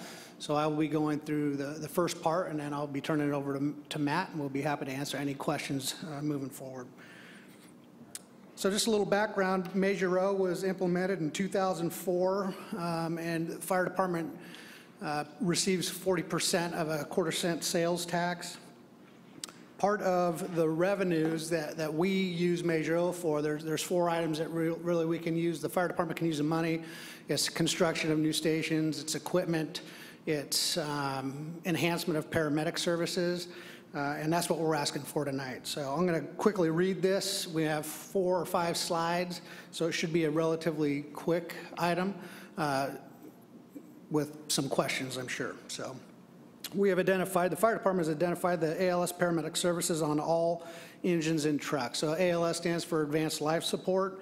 Currently we have 10 engines in the city that are all ALS. We are looking to put paramedics on both ladder trucks. So the 12 fire response units that we have in the city will all have paramedics as of July 1. There are currently paramedics on the engines, like I said, and we're asking to put them on the trucks. The addition of the ALS capabilities in these units will reduce the time frame between 911 calls and the arrival of the first ALS unit. This allows the fire department to deliver more effective level of service to the citizens of Santa Rosa. The fire department is requesting the use of Measure O funding to pay for the 10% incentive for firefighters to be utilized as paramedics on the ladder trucks. This is incentives for 6 firefighters, so there's 2 trucks, there's 3 shifts, there's 6 paramedics that would help fill this out. So it is recommended by the fire department that council by resolution amend the transaction and use tax implementation plan to use approximately $60,000 of the Measure O fire department funding to enhance fire department services by upgrading the 2 ladder trucks to Advanced Life Support paramedic status. And with that, I'm going to turn it over to Matt Dahl. He'll go over some slides and give you some additional information. Good evening. So the first slide that we have here really just wants to show a little bit of the background of Measure O, if you're not familiar with it, and to demonstrate that our proposal here is right in line with some of the objectives for the ordinance. Directly out of the ordinance is the wording, establishment of additional paramedic units within the fire department. So both Measure O and the department have identified the need to fill out our responding units with ALS capabilities. That's the Advanced Life Support. The next slide is talking a little bit about our proposal. As Chief Gosner mentioned, we want to add paramedic capabilities to both ladder trucks. And the funding will cover the 10% paramedic incentive pay for the 6 paramedic firefighters. This isn't adding any firefighters. We have a number of firefighters that are acting paramedics right now. They're basically waiting for a permanent spot. If these open up, we'll be able to utilize those firefighters as full-time paramedics. The addition of the 6 paramedics to the ladder trucks will provide a direct benefit to the citizens of Santa Rosa by expanding our ALS services. And here's why that happens. The engines predominantly respond to medical calls, and so when the engines are out on a call, their districts then are uncovered. 2 districts are fortunate enough to be covered by 2 units. One's a ladder truck and one's an engine. So when that engine goes out and responds on a call, the district isn't left open. There's a ladder truck there waiting to respond, and they will respond to medical calls in the absence of the engine. What will happen is they'll get another engine from another district that will come in to be the ALS resource or the paramedic resource, or depending on where the ambulances are, they'll respond with the ambulance. Right now, it's typically ladder trucks are not staffed as advanced life support. They're not bid as a unit for that, and they don't usually have them on there. If there happens to be an acting paramedic working on the ladder truck that day, we have the equipment on the trucks to be paramedic advanced life support units, and they're used that way. So this has been reviewed and approved by the Measure O Citizen Oversight Committee, and basically what we're trying to get through here is that we have 10 engines and 2 trucks, 12 pieces of apparatus ready to respond. They all respond to medicals. The trucks responded to a little over 1,100 medicals last year. Most of the time they were BLS, or basic life support, not advanced life support. Some of you are familiar with the difference between basic life support and advanced life support, but advanced life support brings a significantly stronger medical response to the citizen in the field.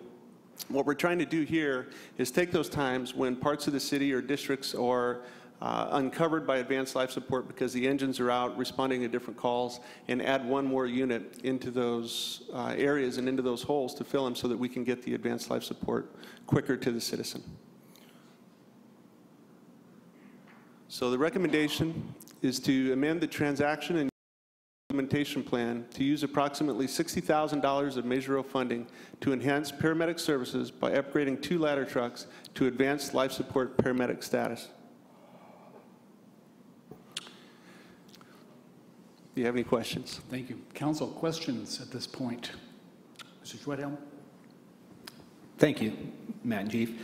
So a couple questions I had. I don't quite understand the methodology you used to determine the exact number of paramedics that you would need. In other words, so best case scenario, money's no object, how many paramedics would you be recommending? Well, it's going to be 6, and we have them on staff already. They are acting paramedics. So we have 30 full-time paramedics. We have 3 shifts, 10 paramedics per shift. With this, we'll utilize 6 of our existing firefighters that are paramedics. We're not adding paramedics. What we're adding is the pay incentive so that we'll have 36 paramedics per shift. And the way we come up with that is 10 engines and 2 trucks for 3 shifts. So that's 12 times 3 for the 36 total, as opposed to 30 right now. Could you give us an idea, because you had mentioned typically the trucks get there first and the ladders. How many times have the ladders gotten there first where this investment in these incentives paid would actually pay off? Typically, the ladders aren't going to get there first. Like I said, the engines will respond to a call in the district, a medical aid or something in that district. Then the ladder truck is available to respond after that. So when they respond, what they're doing is they're going because they are the closest resource, and that's why they'll respond. The engine that's covering that district, or sometimes 2 or 3 engines surrounding that district, might be on different calls, and that ladder truck will be the closest resource. So to answer your question directly, I don't have the figures for how many times that piece of apparatus is first, but when it's dispatched because it is the closest unit. If it gets there and it's BLS, basic life support, that limits their capabilities. If they get there in their advanced life support, then they can act as a paramedic, the same as one of our engines or the ambulances, and in fact, a lot of the same skills that they use in the emergency room. So when it is dispatched on a call, it's because there's a void in the area, either in that district or other districts, and it typically will get there first because it's dispatched as the closest unit. And on each piece, right now, each engine that is the primary paramedic, they receive a 10% pay incentive.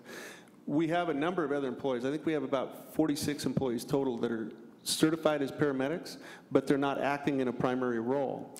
So with that, they have an acting paramedic status, which means that they don't get paid as a paramedic unless they happen to work on a rig that day as a paramedic. Then they'll receive the 10% of incentive for that day, but the rest of the time they don't get it. The primary paramedics get the 10% incentive no matter where they work. If they work on their normal engine and their normal, or if they go work a different assignment as the paramedic, they receive that 10% pay is on top of their salary. But the acting medics don't get paid unless they're put into a primary position for department need. So from a city perspective, would it not make more sense to establish acting paramedics, especially if they're on the ladder and that's not their primary role? They're usually, the trucks get there first. Well, do you understand what the question I'm asking? Because what I'm hearing you say is, if you're an acting paramedic and you need to use that knowledge, skills, and abilities that you have, you would use it. And I guess that where I'm struggling is not having the data. How many times as a ladder truck would they be needing those paramedic services? I think maybe one of the things we're confusing, they ran 1,100, a little over 1,100 EMS calls, medical calls. Now, when they responded out on those, the majority of the time, they're basic life support. Unless they happen to have a firefighter working that was an acting paramedic that day, then they would receive that 10% pay, and they would be an advanced life support resource. But the majority of the time, they're basic life support, because we don't staff them with paramedics. Every other piece of equipment, every engine is required to have a paramedic on it every day. The trucks are not, and typically they don't. They have EMTs instead of paramedics. So the figure that I gave, the 1,100, that's not when the ladder truck got there first. That's when they were responded to a medical call. Right. Does that help? Not really. I'm looking for the times, again, the bang for the buck that the city of Santa Rosa is benefited from having that paramedic on that ladder truck how many times? Because it sounds to me, and again, going through the Fire 101 ops training, I get that they're the big backup, you know, and so usually the truck is that primary one. So again, I'm evaluating that need to have, and what benefit will we get from having the full-time paramedic on a rig that typically is all new firefighter hirees have paramedic status. So is that a condition? Well, did I get that correct? Yep, yeah, so every new firefighter needs to be a state licensed paramedic to be hired with us. Some of those, if there's an opening, one of the 30 primary that we're talking about tonight, if there's an opening, sometimes they'll be hired right into it. If they're not, they're considered acting paramedics. And when they work as a paramedic, they'll receive the incentive. So although it's a prerequisite to be hired here, they wouldn't actually receive a 10% incentive unless you assign them to that Unless role. they are working as a paramedic, that's correct. So right now, firefighters, when they promote to engineer or captain, they lose their paramedic incentive. So they become acting paramedics and they can work in that capacity, department need for different training cycles, shift trades, overtime, whatever it might be.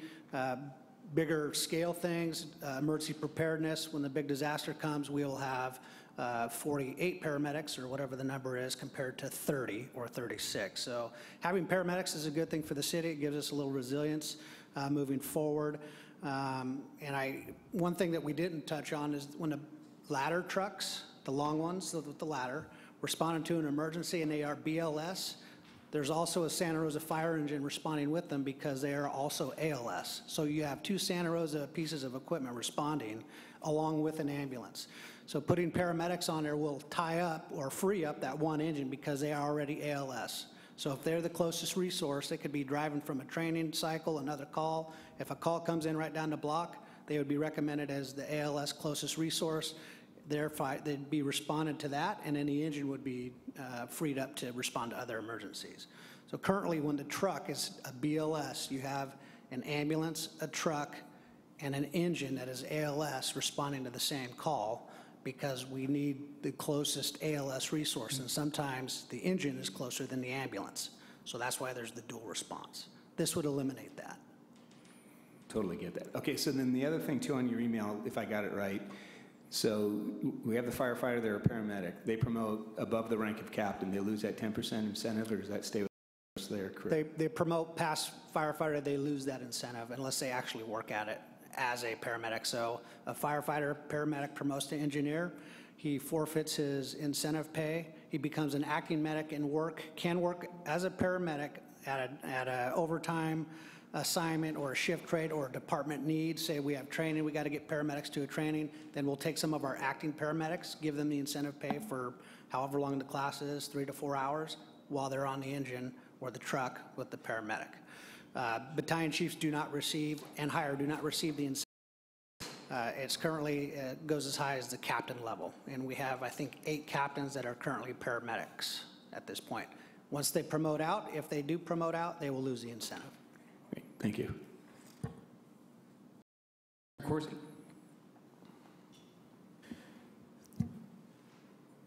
Thank you. How long have you had the paramedics on engines?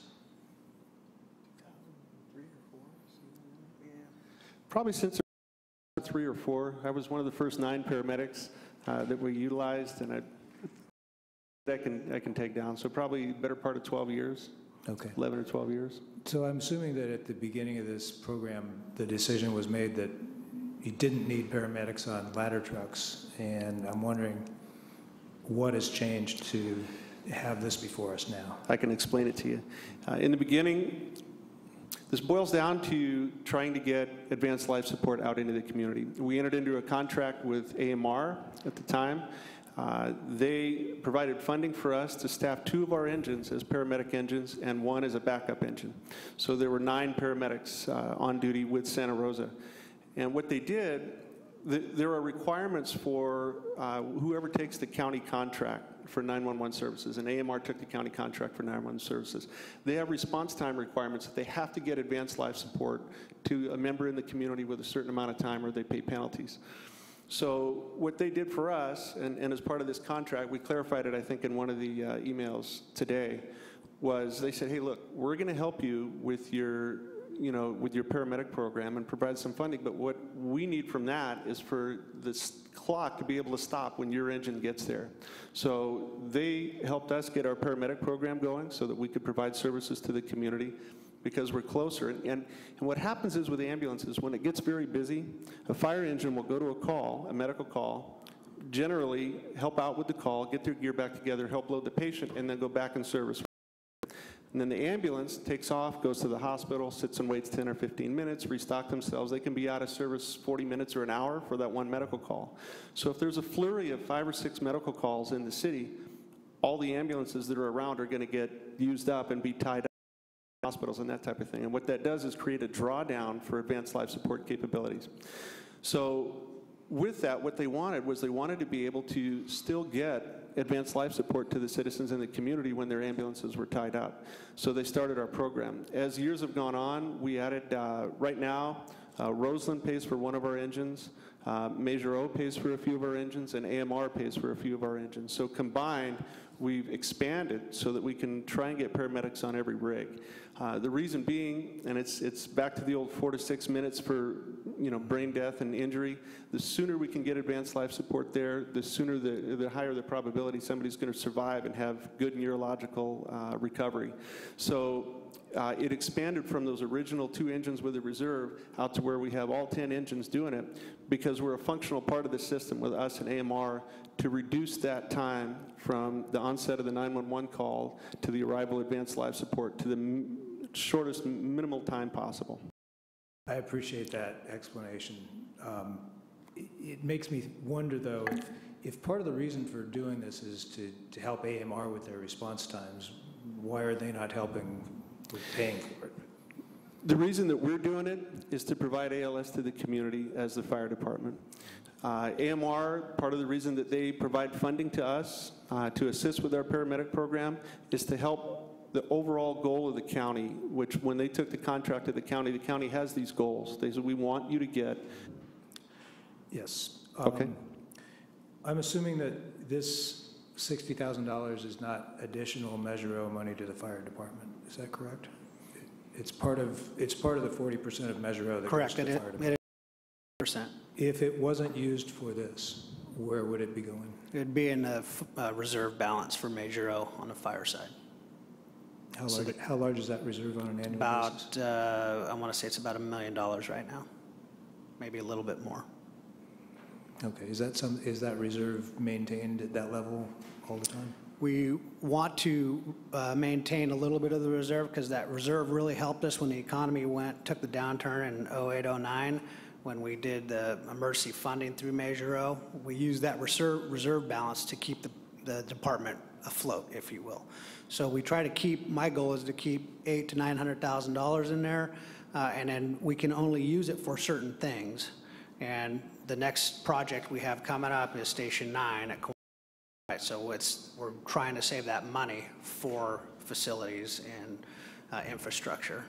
So that's the money, what we're using the money for is facilities and infrastructure, enhancing paramedic services. We bought a Type Type 3 fire engine, a swift water rescue trailer, specialized equipment with Major O, and that's, it enhances our operation. Okay, thank you. Ms. Combs. Thank you. First, I want to be clear that I strongly support reducing time for ALS. It's clearly a goal we all share. We have an aging community, and one of our large demographics that's increasing is aging population. The calls for that population are ALS-related calls. So I guess I'm trying to figure out why we just don't have, it looks as if we're doing truck and then ladder instead of doing truck and increasing the amount of ambulance service we have. So why is it that we're put more on ladder and not more ambulance? Because the ladder doesn't need to go. Well, the ladder does go, and I hear that the ladder goes. Right. Why aren't we increasing ambulance service instead of increasing ladder? We don't have control. AMR took the 911 contract for the county for ALS transport, right? And so with that, they decide how many ambulances that they're going to put on the road to try and meet their contractual obligations. Right? So we're backfilling them. Not necessarily, no. What we're doing is providing a service with them. And that's, I know So from the outside. can we provide a service with them by providing a more ambulance-like service rather than running ladder trucks all over everywhere? Well, we can't provide a transport service. We can't provide ambulances. We as are a not fire allowed. department. We are blocked from doing so. It's very complicated. I think it boils down to a San Bernardino decision where unless you were providing ambulance. Throw it out for a bid, and that will be part of the whole process for ambulance service coming up, and that's in about 2 years. Just Okay, so you know. it's good to lead with that, for me, anyway, because it seems to me, what I'm hearing is that ambulances get tied up, and we need to send folks because there's ambulances that are tied up at the hospital waiting. We can't transport, so if the ambulance is tied up at the hospital, we're providing services on site till an ambulance can get there to transport. That's correct. So we could use 2 guys or so who are really capable in a well-equipped small truck instead of an ambulance, and because we can't be the ambulance, and instead of sending a big old ladder truck. So I'm trying to figure out why we're not doing that step, why we're sending the most expensive piece of equipment we have. Because to do the step you're talking about, we would need to hire 6 to 12 new people plus 2 or 3 pieces of equipment. So yeah, we could do that. That's up to 12 people depending on how many squads we want to put in. That would help us with some of the responses. It would help us with the ISO rating because we'd have more firefighters on duty. So while we do look at some of this stuff, but there's a process to kind of move forward. So we are looking at it, but it doesn't happen quickly. From my point of view, in 2 years, we should have this conversation more thoroughly about this piece, because we're clearly, backfilling the ambulance service. And I appreciate that we want to provide that service. I want to provide that service. You look like you're ready to say something. I have one more question.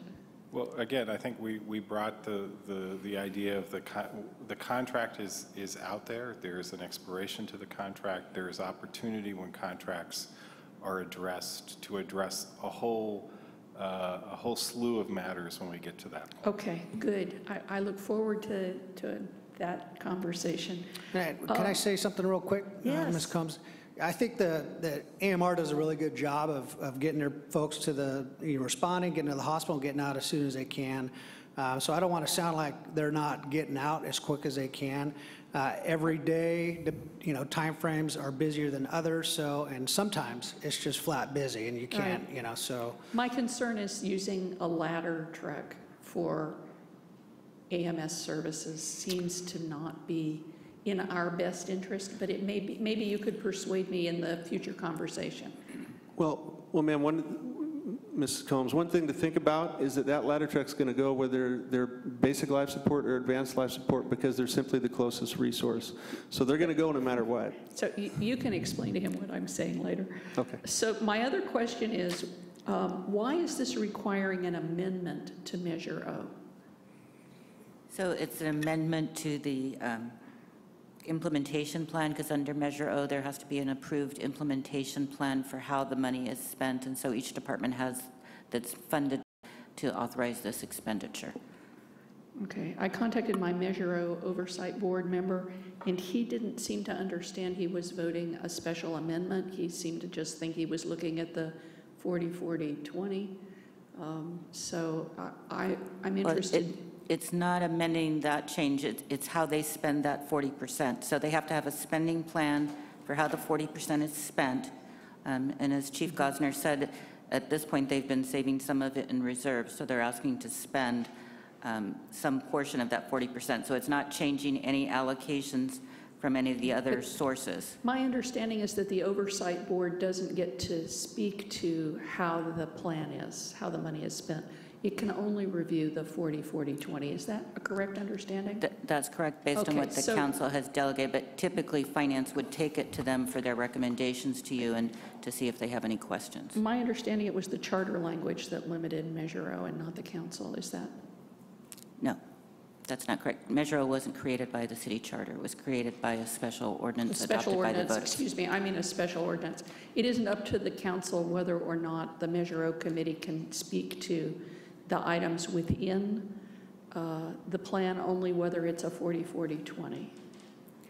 No, what the ordinance says is it provides the primary function for the oversight, and it provides that council can delegate additional responsibility to that oversight committee. Okay. But we have not done that. No. Okay. That's information I have not had before, and I appreciate it. Because my understanding of how they approved and reviewed this is that they only looked at the 40-40-20 and that they didn't look at the elements within it. So that's a conversation we may want to have in the future.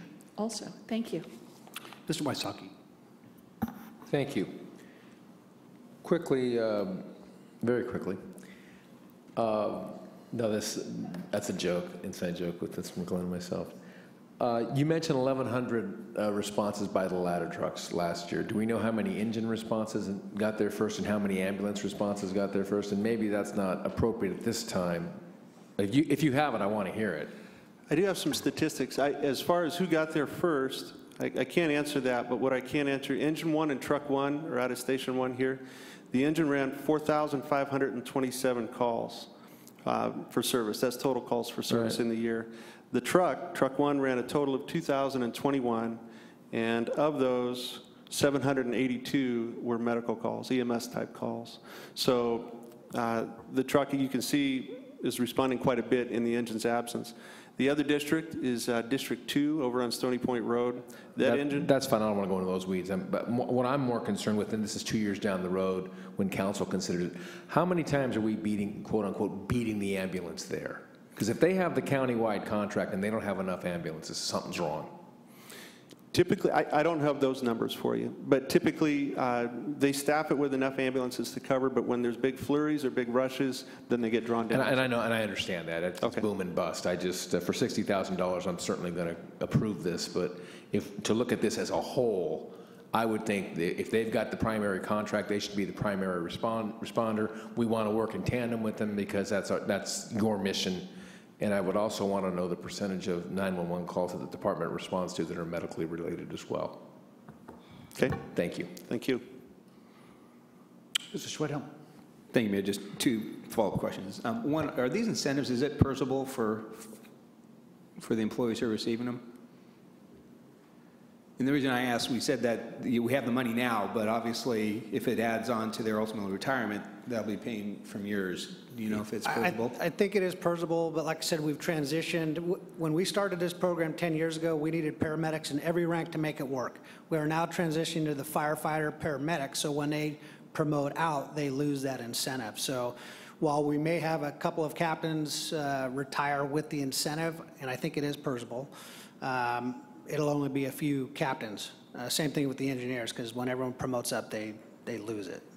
Which leads me to my next question, which may be for Mr. McGlynn, regarding general fund versus a Measure O. I'm not aware of other Measure O police, fire, or game prevention using Measure O funds for incentives like this. It's the first time to my knowledge that I'm here. So especially at $60K, can you tell me the thought process versus absorbing it in the general fund budget and finding it somewhere else within the fire department budget versus coming to Measure O to fund the paramedics? I would, and we do that now. When there's a paramedic on the truck, we absorb it in our budget.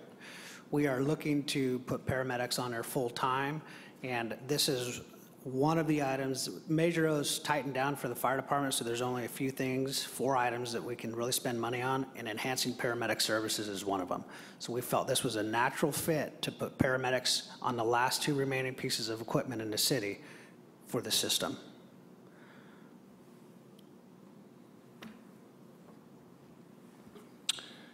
Other questions, Council, before? Ms. Gomes? Did we just take out a loan for a truck, a ladder? We did purchase a ladder truck, yes, about a month and a half ago. Did we borrow the money for that? It's a lease purchase, 7-year lease, I believe.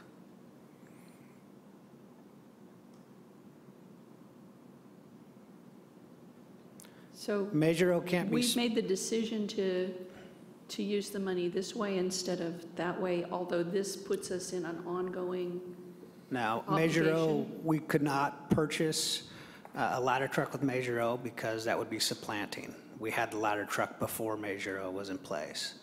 So, yeah, it was a replacement part of the. So we could have used it to buy another ladder truck, but not to replace a ladder truck.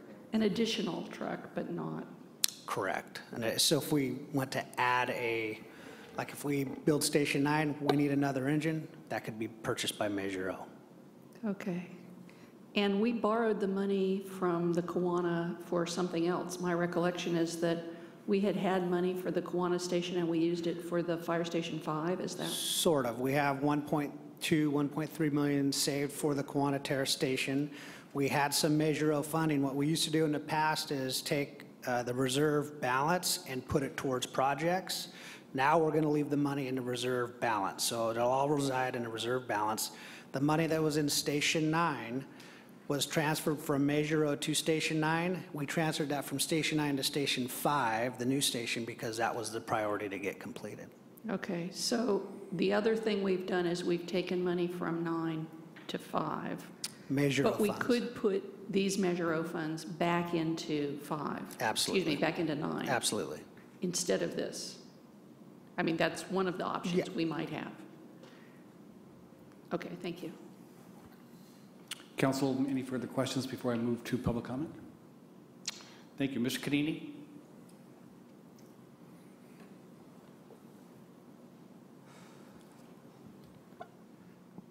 Mayor, Council, our public safety employees deserve the very best of everything needed to do the job safely, effectively, and efficiently.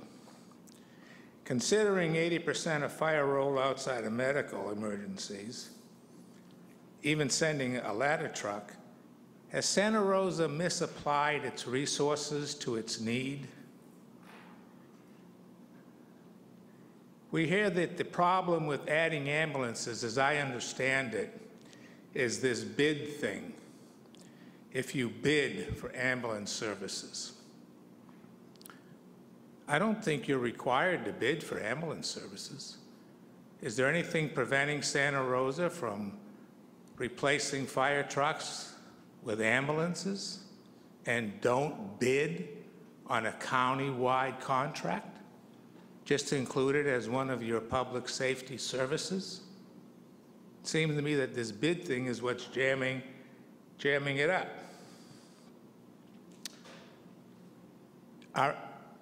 Are ambulances equipped with the Opticom? That's the optical commander where an emergency vehicle can get preemption for a green light. My understanding is that the ambulances are not, the fire trucks are. It'd be good to know. How much does Santa Rosa Fire Department charge persons who are aided on these medical call-outs? And if there is a charge, how much income did that generate last year?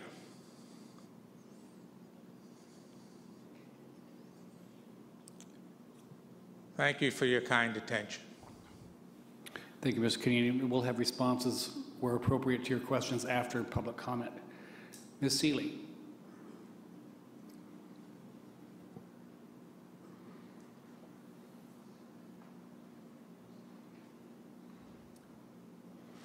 Good evening, Council. Ann Seeley speaking for Concerned Citizens for Santa Rosa. I understand the most important thing is saving lives, but I do have a question about return on investment. And even though this won't impact your decision tonight, I don't think, I wonder if there's been any advance in the question of the public-private question. Ambulances get reimbursed for what the service they provide. And it's been a question for really quite a number of years. If the ambulance and the fire truck arrive at the same time, who is going to get reimbursed? How much is it going to cost? And I wonder if there's been any further investigation about this. Thank you. Thank you. And those are all the cards I have on this item. Chief Guzzer, do you have a response to Mr. Kennedy? Yes, all ambulances with AMR have Opticom. We managed to partner with them a couple years ago to make sure they had Opticom, so they do have Opticom. And what was the second question? It had to do with costs, actually, and we may need to get back to him on the costs. He asked if there was reimbursement or a charge for ambulance or fire service. Say that, I'm sorry, can you repeat that? Reimbursement for... Fire department does not get reimbursed. The ambulance does get paid. We do not. And there was a question. We don't get paid directly for the service, but we do get paid by AMR for supplementing their service. Correct. So we don't bill anybody if that's the... Now, the fourth question. There was also a question about the bidding system being an issue.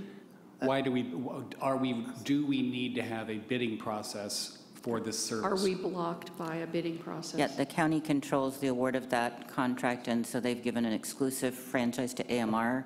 As the chief has indicated, that's up in 2 years, and so if the city wanted to provide ambulance service, the city could consider making a proposal in response to the RFP at that time. Thank you. And Ms. Seeley's question had to do with we arrive at the site at the same time as the ambulance. What is who gets, if there is a fee involved, how do you determine how that's The ambulance gets the fee. There are some departments, I think mostly fire districts, have a first responder fee. We did investigate that. We have not gone that route. However, with a public ambulance such as Petaluma, other fire departments that have ambulances, there's other costs that you can, it's called a GEMT, which is an intergovernment transfer that pays public entities, not private entities. So AMR is a private entity, and they get paid through Medicare, Medi-Cal, or private insurance. We do not get anything. Okay, thank you. Ms. Combs. Are there circumstances in 2 years where we could receive medical reimbursement through insurance companies? There's currently a Senate bill that are trying to add first responder ALS to the GEMT program. Last time I've heard that it's not going well to add the ALS component. First responders, you need an ambulance. So at this point, it doesn't look promising. Thank you. Council, any final comments before we move to vote? All right. So, Mr. Schwedhelm, you have this item. Actually, I believe I do. Do I not? Oh, Mr. Schwedhelm has it. Oh, I'm No, sorry. Councilmember I'm looking ahead at 14. Mr. Oliveris, I apologize. Thank you. I'll take it. I'll move a resolution of the Council of the City of Santa Rosa amending the transaction and use implementation plan for the fire department services and waive further reading of the text. And your votes, please, council.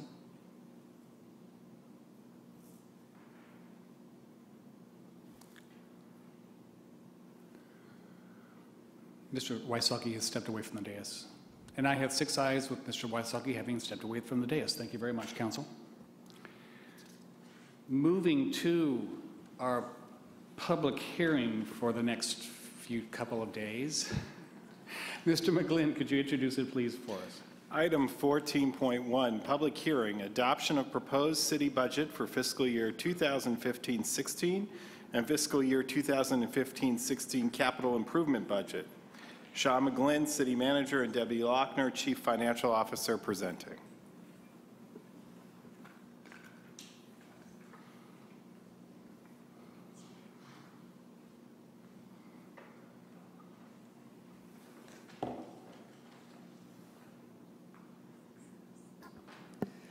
Good evening. I guess it's evening, yes. Mayor and council members. Welcome to our good news story of the fiscal year 15-16 budget. And we are going to tonight go through part of the presentation and then continue the public hearing till tomorrow morning. So tonight we will begin with our city manager's opening comments. We'll go over the overall citywide budget proposal and talk a little bit about the general fund, the staffing, and the long-range plans. Tomorrow, when we reconvene, we will go through the department-specific budgets and talk about those. You're welcome to ask questions at any time in the presentation. When we get to the department-specific presentations, there is time for questions at the end. But if you have a question in the middle, I'm sure we'd be happy to take that at that time. So, very briefly, I want to state that this is an exciting moment for me, working with the team to bring forward our first budget together. I really want to commend the hard work that was done by the Finance Department, including Debbie Lochner, Alan Alton, the Deputy Director, Shelley Riley, the Principal Financial Analyst, Jim Arnand, the financial analyst Alvin Look, financial analyst Veronica Connor, financial analyst, and Jerry Lynn Holm, the administrative technician, who spent long hours putting together the budget between the initial study sessions and this evening. Again, I think it's an exciting period for Santa Rosa. There's a lot to celebrate that's happened over the last 6 months, including the formation of a new council, the movement in forward in the direction of a strategic plan for the city, a adoption of how to spend some happy revenue that we were able to address in March. We will bring forward in July an update on where those expenditures lie. And additionally, we were able to add some things in because we were able to see some loosening in some of the revenues for the future. We were able to add 6 parks maintenance staff members, which were desperately needed throughout the community, which in itself was a real victory. We were able to, just last week, move forward with a significant pilot program which has now been incorporated into the budget on the homeless issue, which is an enhancement of the host program, an enhancement of rapid rehousing and tools and resources to be made available to soon-to-appointed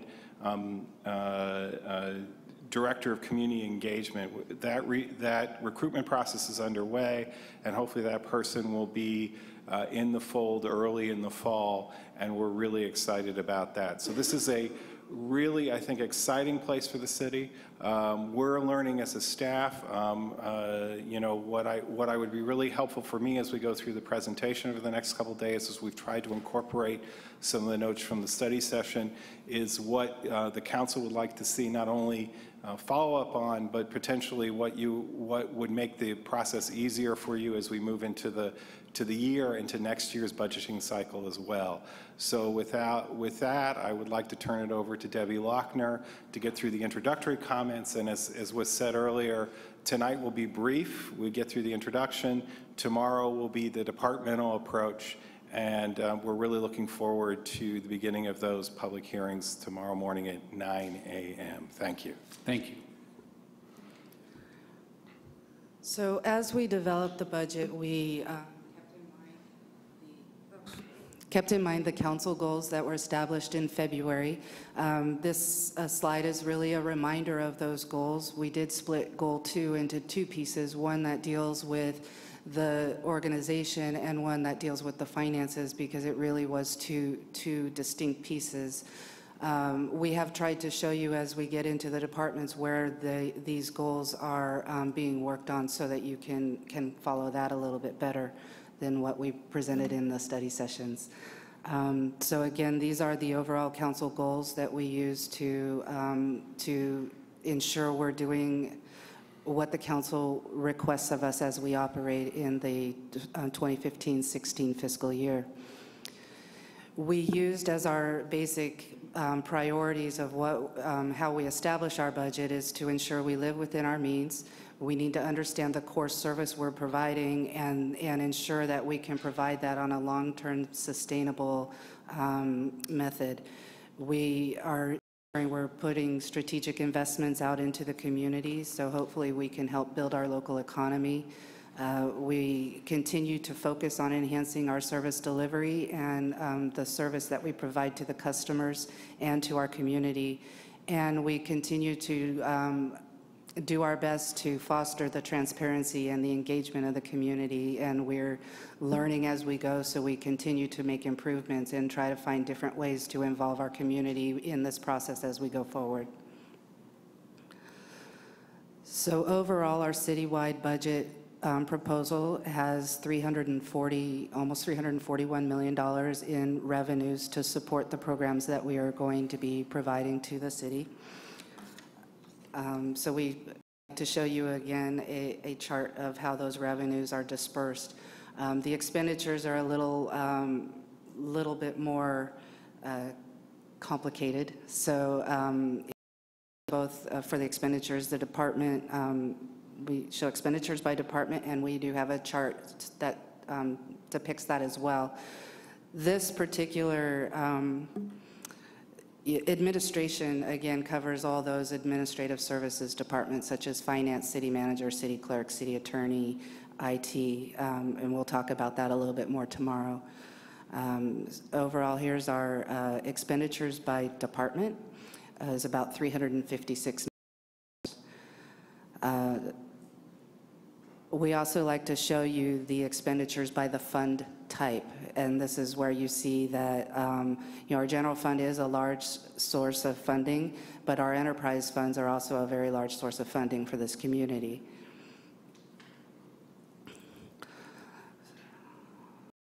Overall, for our general fund, we do a Measure O baseline calculation on an annual basis. This shows you where we were last year.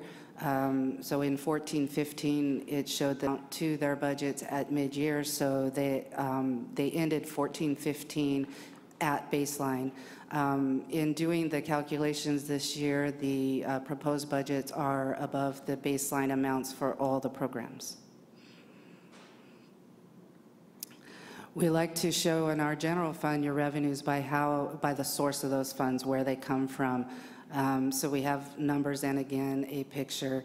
As you can see, our largest producer of revenue is sales tax. Sales tax is one of the most volatile revenue sources we have, so we have to really manage, that being our largest source of revenue, we really have to manage how we deal with that revenue source and ensuring that we have good data to move forward in projecting our revenues for that source.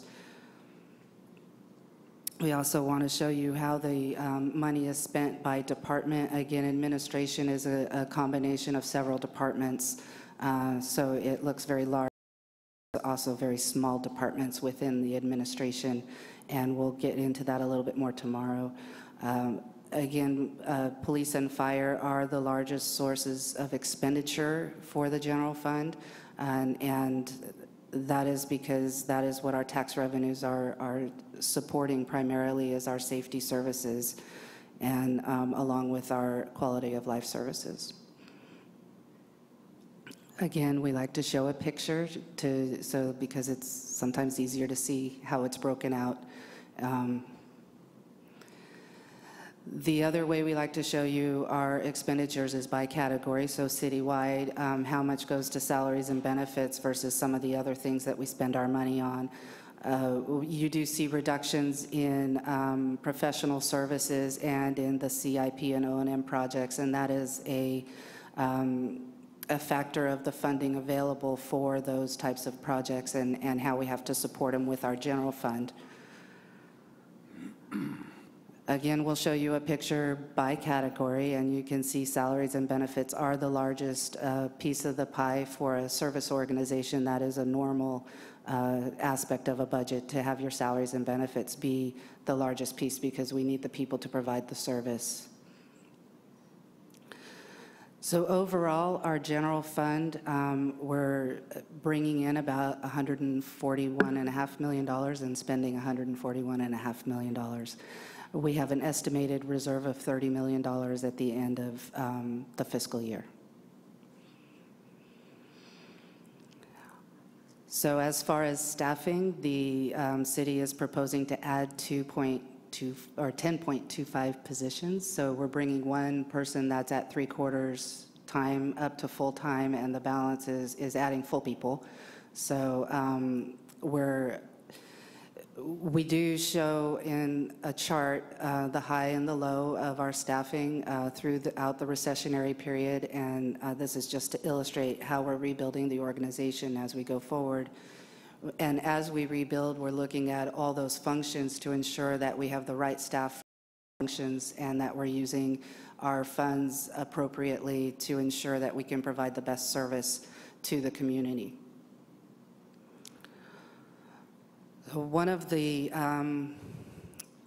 tasks that the finance department took on this year was to develop a long-range financial forecast that can be used as a planning tool for the future to help the council in some of the decisions on how those costs roll into our long-term picture. Our financial forecast is based on everything that's in place as of today or as of the date of the plan. So if there is to that throughout the year when we start negotiating, those things are all done separately. We do a costing, we can roll it into the plan and show how that would go out into the future, whether it be additional costs, some revenue enhancements, or whatever we're trying to decide is if it's a good fiscal decision for the community or not. We are going to have this tool available to be able to show the council how those costs roll out into the future. Can I ask just a quick question, Mr. Mayor? Just with respect to the long-range financial plan, is this one of the products coming out of our long-range financial subcommittee? This is a product that is produced by it has been presented to the long-range financial policy subcommittee in order to assure that we are using the correct assumptions that make sense to not only us as the finance professionals, but also to the people that are making the decisions and explaining what those assumptions are and why we've gone with those assumptions. That's as far as we've gone with the long-range financial policy subcommittee, was to get those assumptions vetted and to show the overall plan. And were the assumptions approved by the subcommittee? They were. At some point, it would be useful for us to know what the assumptions were, especially since they've been approved. That was provided, we provided after I believe the first study session. There was a separate email that sent out the long-range financial plan, the forecast, along with a memo that explained all the assumptions and a couple attachments showing how those assumptions go out into the future years. And have those been made available to the public? They have. Great, thank you. So that is really the end of my piece of the proposal. And next we get into the departments. Sure, Vice Mayor Corsi. Thank you. You mentioned the reserve of $30 million. Can you translate that into percentage for me? That would be right about the 17%. The council has a policy range as a goal of 15 to 17%. We worked on maintaining the minimum of 17%. Okay, thank you. And just for tomorrow, if you would, as we go through these, and maybe each department head needs to do this, but just highlight any changes that we're seeing now from last month's study sessions. Absolutely.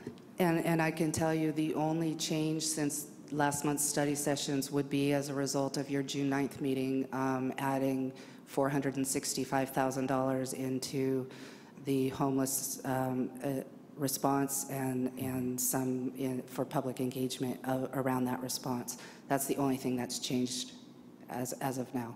Great, thank you. Council, Ms. Combs? Thank you.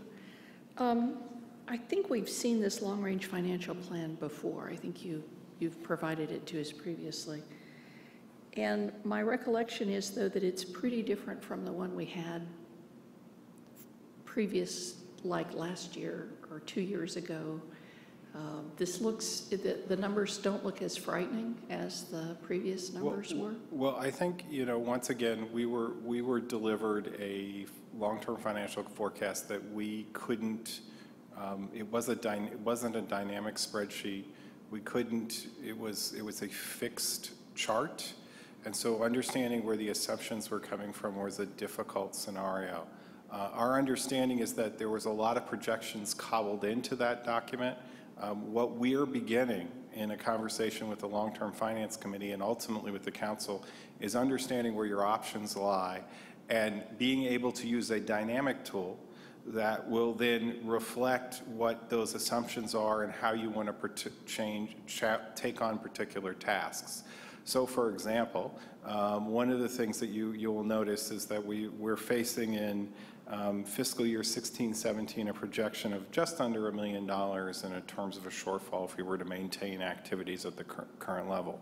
What I can say is we had an opportunity as a city to adopt a update to our utility users tax past November. Probably an adoption of an updated utility users tax would cover that particular shortfall. That's the kind of conversation that we would like to start to have with Council, using a dynamic tool that allows you to see areas and provide opportunities as the policy setting body for you to direct us or direct the staff to take on some of the challenges in the future. I think sometimes when you deal with a fixed document, it's hard to figure out and have honest discourse about what choices are and what the impact of each of those choices individually and collectively are going to be moving forward. And within this long-range financial plan, is there any calculation in this document for maintenance or maintenance shortfalls? I'm thinking particularly since Measure A, the road tax, didn't pass. Do we take into account the increasing costs to us of repairing roads later? So again, some of these things are dynamic conversations that we're going to have to get in with Council. I think, there are a lot. We always try to live within our means. Every city can figure out a way to live within its means, but we do face challenges. And I think that those are some of the conversations that over the next 12 months we're going to have to get in with Council. Living within our means and paying as you go are not entirely the same. And so I'm just want to make sure when I'm doing which. and that's part of what we want to get into an active conversation around. Thank you. Mr. Vice Mayor?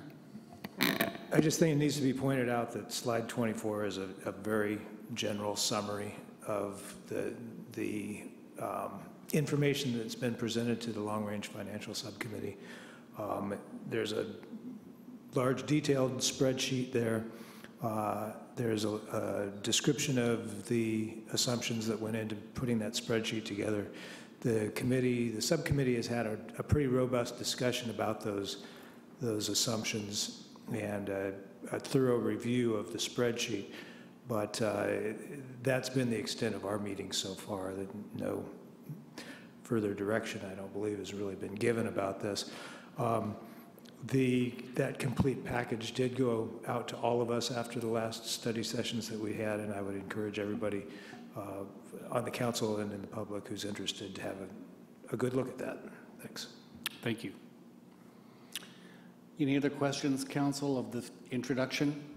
Well, this is a public hearing. I will open the public hearing. You needn't have filled out a card to address the council on this introduction. So if you could come forward and state your name for the record. Ms. Seeley.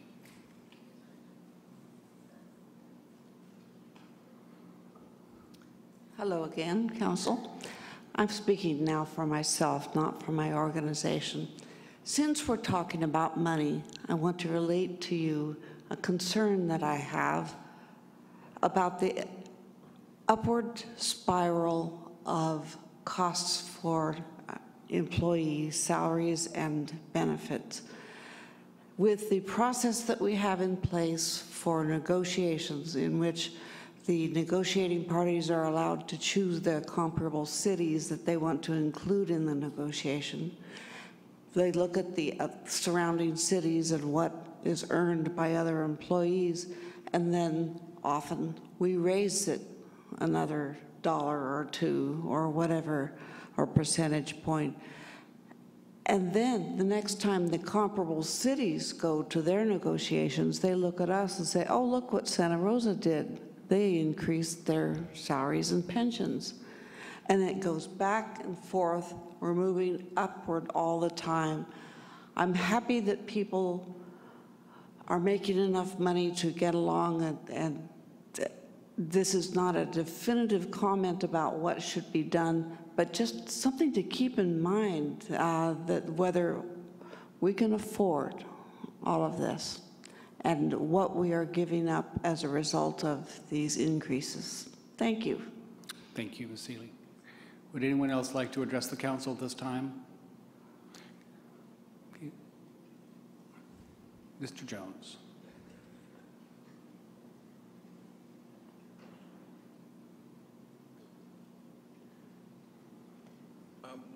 The Artistic Wonder Society submitted an application for the community promotions funding. I would like to ask the council to include that in its budget. I actually reviewed the information I received from Liz, and we actually did submit a complete packet.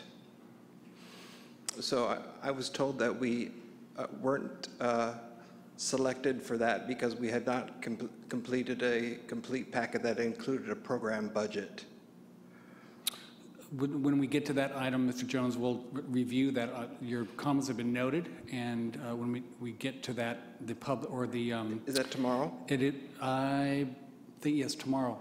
Okay, so come back tomorrow morning. Yes. Well, it could be a long day for you. It's all right.